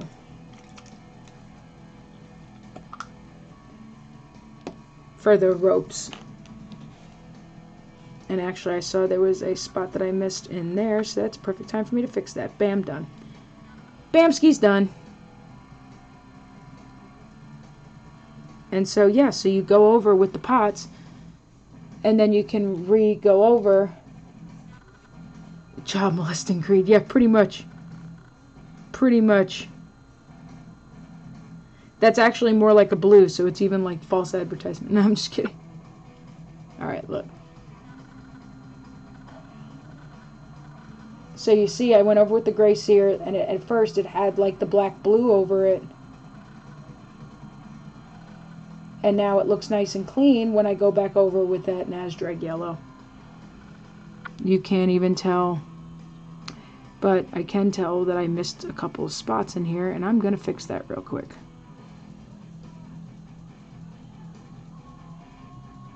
There we go. Alright, so one skis.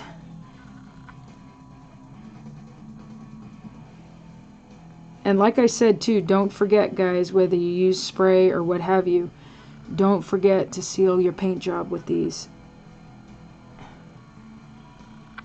Apparently that's very important in this process, and that's why they brought out more hardcore, the, apparently from what I was told, the what was it called, Munitorum sealer, and the Ard coat, and then they have the Storm Shield here that came out, and we will do that too.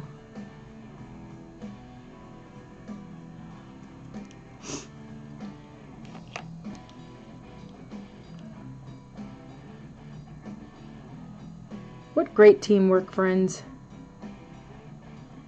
You guys stayed with me through this. You guys must really like me. Hey, Mikey, he likes it.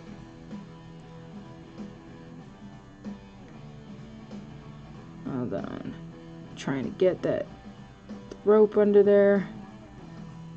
Gotta make sure I do where I hit the gray with the gray sear, where I painted over that, and it cleans it up wherever you messed up. And it's a base paint, so it covers well. And I'm sure that if you don't have, for whatever reason, if you don't have gray sear in the pot, I am sure that you can use like a base coat of white and no one will judge you. There we go.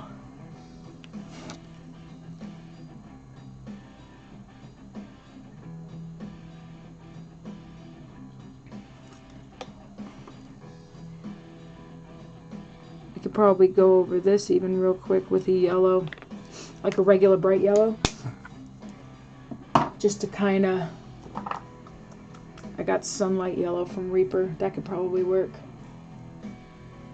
I love it, Trader Legion, you're hysterical. Because this does work with regular paint too.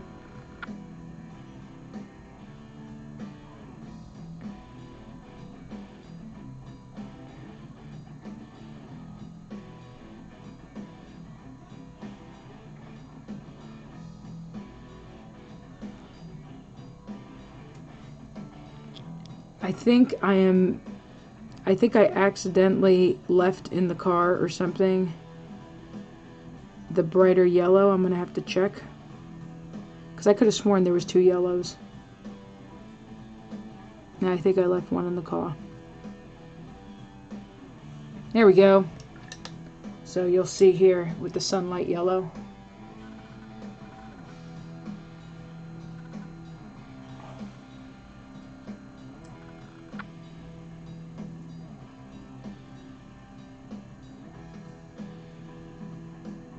And I'm going to use it to highlight up here too.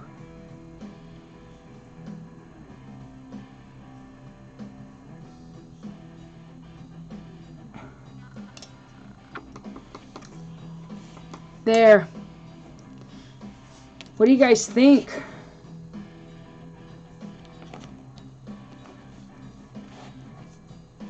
And like I said, I'm using them for their intended purpose. Like, I'm not going...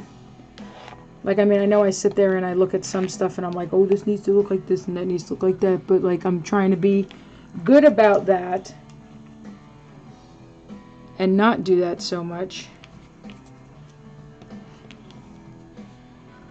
Because that's not the intended purpose. Well, I mean, you can use it for that, but in your guys' case, if you're trying to make an informed decision about it, you need to know if you can sit there and do cool, quick stuff with it, right? I'm going to add warp lighting in this. Because I put the Plague Bearer green, but I feel like it's not goo green enough.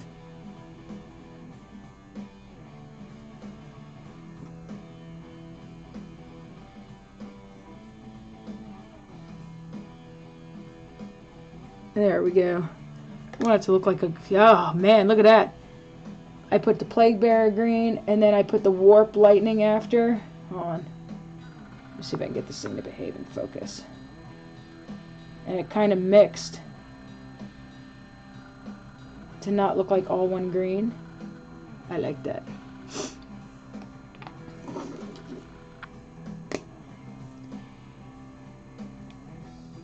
I like it. That was fun.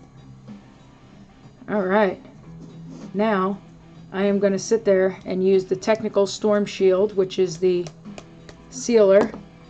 Alright, let me double check these bases first and see if anything else needs to be gone over again. Because right as I said that, I saw a spot that can use another go over.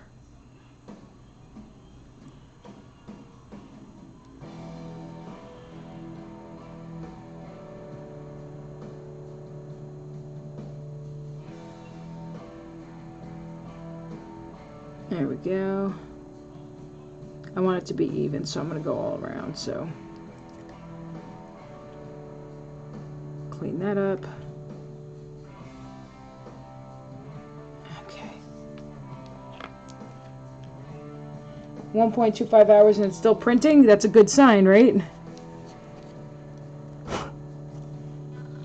I would think that was a good sign. I don't know. I'm not the 3D printing expert. You guys are. Just double checking. Okay, so I'm going to use my Adepticon size 4 brush. And this is my, you know, crap around brush, and I'm going to use it to put the sealer on. And I'm going to do it straight out of the pot there. And not make sure there's not too much excess.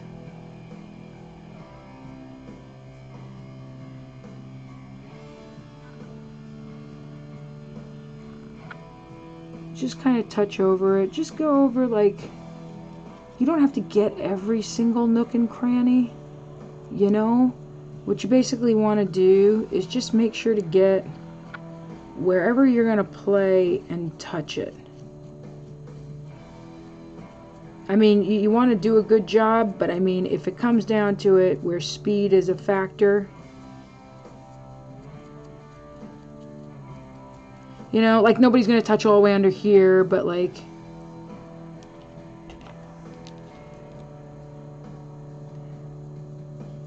just wherever you think to quickly go over, wherever you think it's going to mostly be handled. But there are some sealers that you have to be careful with, because some of them, like for example, okay, so if you're doing like a gloss varnish on an area, then you're going to want to get the whole area that you're trying to seal, otherwise it'll look funky. But if the paint dries matte and this is matte, just make sure it's the same kind of matte so that you don't have to worry about it looking all funky. If it dries the same kind of matte, then you should be in good shape to just make sure to seal whatever's going to be grabbed. Whatever you think you might touch in gameplay.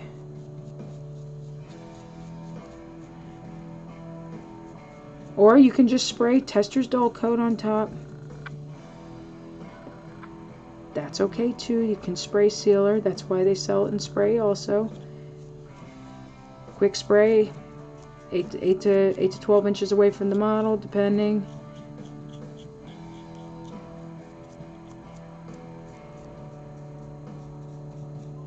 There you go. Grabbing some and putting it on top. Man, this storm shield it seems thick when you take it out of the pot there. That's why I'm making sure that there's no like excess. I'm making sure, because the brush sucks some of it up, so I'm just gonna utilize that. It's not changing the color. I say that because some sealers make things dry a little darker.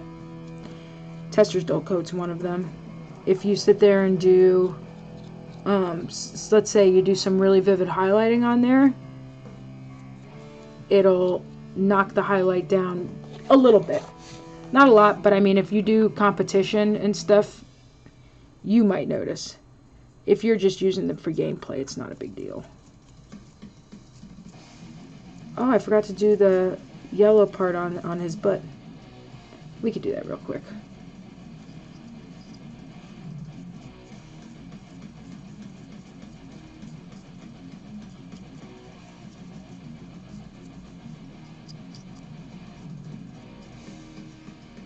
I'll just get underneath just because. Definitely toofs. Let's do his butt real quick. I forgot to do his butt. Why didn't you guys tell me I forgot to do his butt?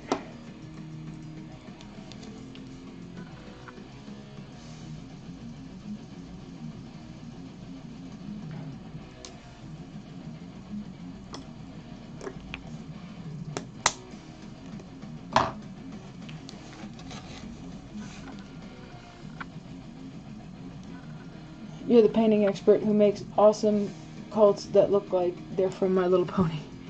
Well, thank you. I still have that one. And so do you. You're the one who painted ponies and won first prize. I never won first prize for my ponies.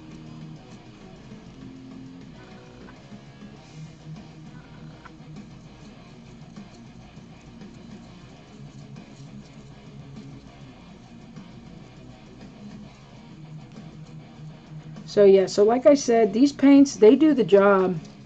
If you just want to get something relatively quickly on the table, but you don't have a lot of time, you don't have to, and if you don't, you know, if it doesn't matter to you where they have to like look like they win awards or something, and you just want to play, these will do the job. That I can promise you.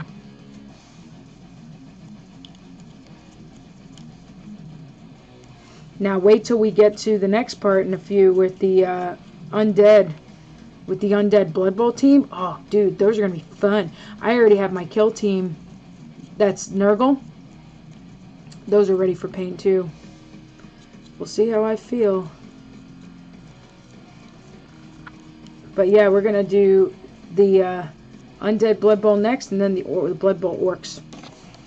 It's gonna be fun.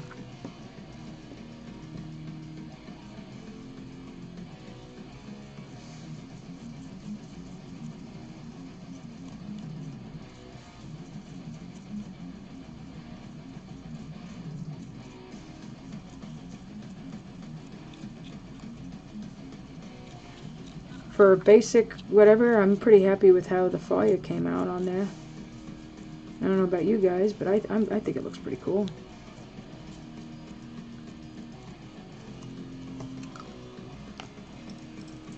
Those are coins, I just realized. Hold on. What are they doing with coins in the middle of the land with mushrooms?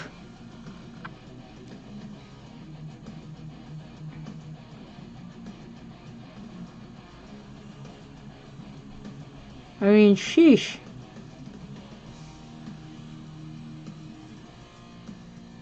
And make it look like he has quarters. There we go.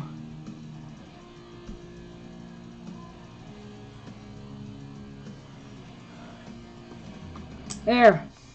Silver coins. Hey, girl Lily. Yes. All with the contrast paints and very, very little with regular paints, like in cases of painting teeth and, you know, stuff like that. But other than that, yes, these are all contrast paints.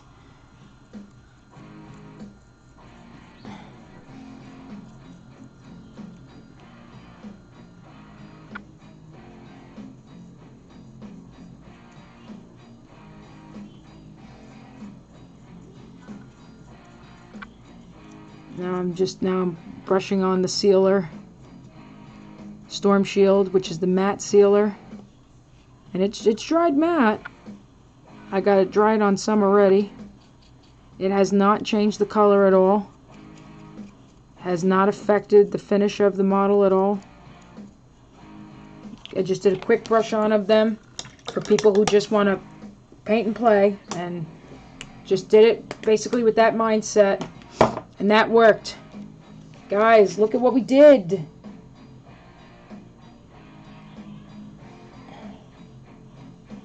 See that? That's 2. If only the camera would focus on these real quick for a minute. Then again, I know there's a lot going on the screen, so. There we go. That makes me even more excited. I got the full line and plan on using them for my Horde armies. These will work for Horde armies, dude. And these are Horde armies, like Gits and stuff. Here's the red squig.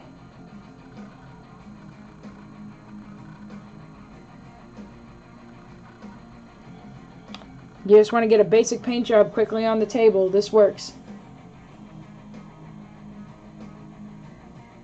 Do I think these will yellow with time? No, I don't know. You mean, oh, or do you mean the sealer? I don't know about the sealer. I never used Storm Shield. I usually use, like, well, you know, I used either the Reaper brush on or...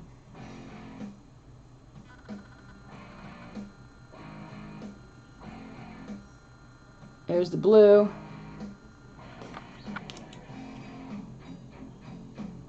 Yeah, part of what slowed me down is all the extra mushrooms. I'm trying to get this to focus. God, this is annoying. There we go. Thank you. And then...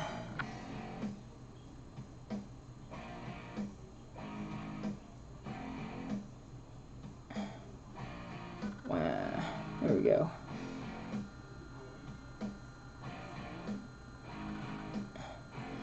I don't know. To be honest, in my experience, I've never had an issue with GW sealer yellowing over time. Somebody else might have, but... And the Loon Curse box. Yeah, I heard the Loon Curse was really awesome. But yeah, as you could see...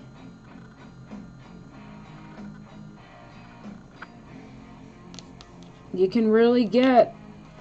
this really does the job. I mean, I wouldn't put them in a contest or nothing, but...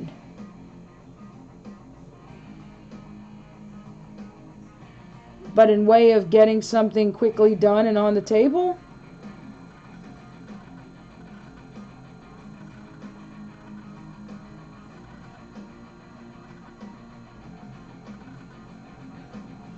they work in that regard. Oh, and we journaled the color, so we got to write down what we did. So let's do that together real quick before we take our few minutes break. Okay. So this color here, we mixed 2 colors to make, right? And what we did in the painting journal, we made a little swatch of it, and we used contrast in, what was this one? Black Templar. Contrast in Black Templar. And I would say we probably did about 3/4 Black Templar. And then 1/4 Arkelian green. Which actually looks more like a dark blue. This group was done in Zenithal priming, so black, white, gray.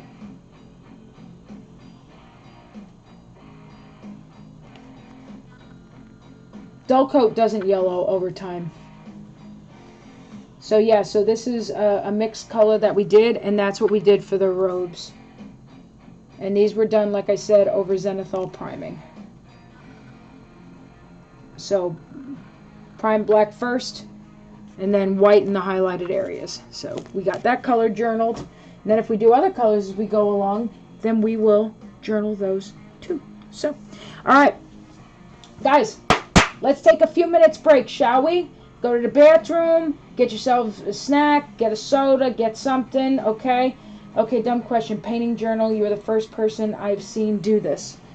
There's actually a YouTube video on the YouTube channel about this. Basically, if you're trying to think up a color scheme for something that you're painting, or if you're painting an army and you don't want to forget what colors that you used, then usually I like to keep a painting journal. If I discovered something that was a good true to color, like Egyptian stone, I used Reaper 2-1 of Reaper Master Series tan leather and game color bone white. So 2 parts of the tan leather and bone white makes a good color for Egyptian stone, or sandstone as the case may be. When I mix P3 beaten purple, corporeal shadow from Reaper, and black ink, I get this dusky color. So stuff like that. So I sit there and I keep a journal, and then if I watch a video, I write down the notes of what they used for what. This was for shaded metallics. I will, sweetie. Are you going to be back on with us in a few minutes? But yeah, so there's a video on my YouTube channel about it. You'd have to scroll down a bit to find it, but it's there, and there's more information about it. But yeah, journaling is good, especially when you want to make sure to remember what it is that you did to make a certain color. If you're doing a whole army and you know you're going to have to stop for a time, you want to put those colors in, otherwise you'll forget what you used. Especially if you have a bunch of different brands of a certain kind of color. One brand can make a difference between one and another, so you know it just helps to journal and stuff. So okay, we're going to take a few minutes break. I'm going to stretch my back.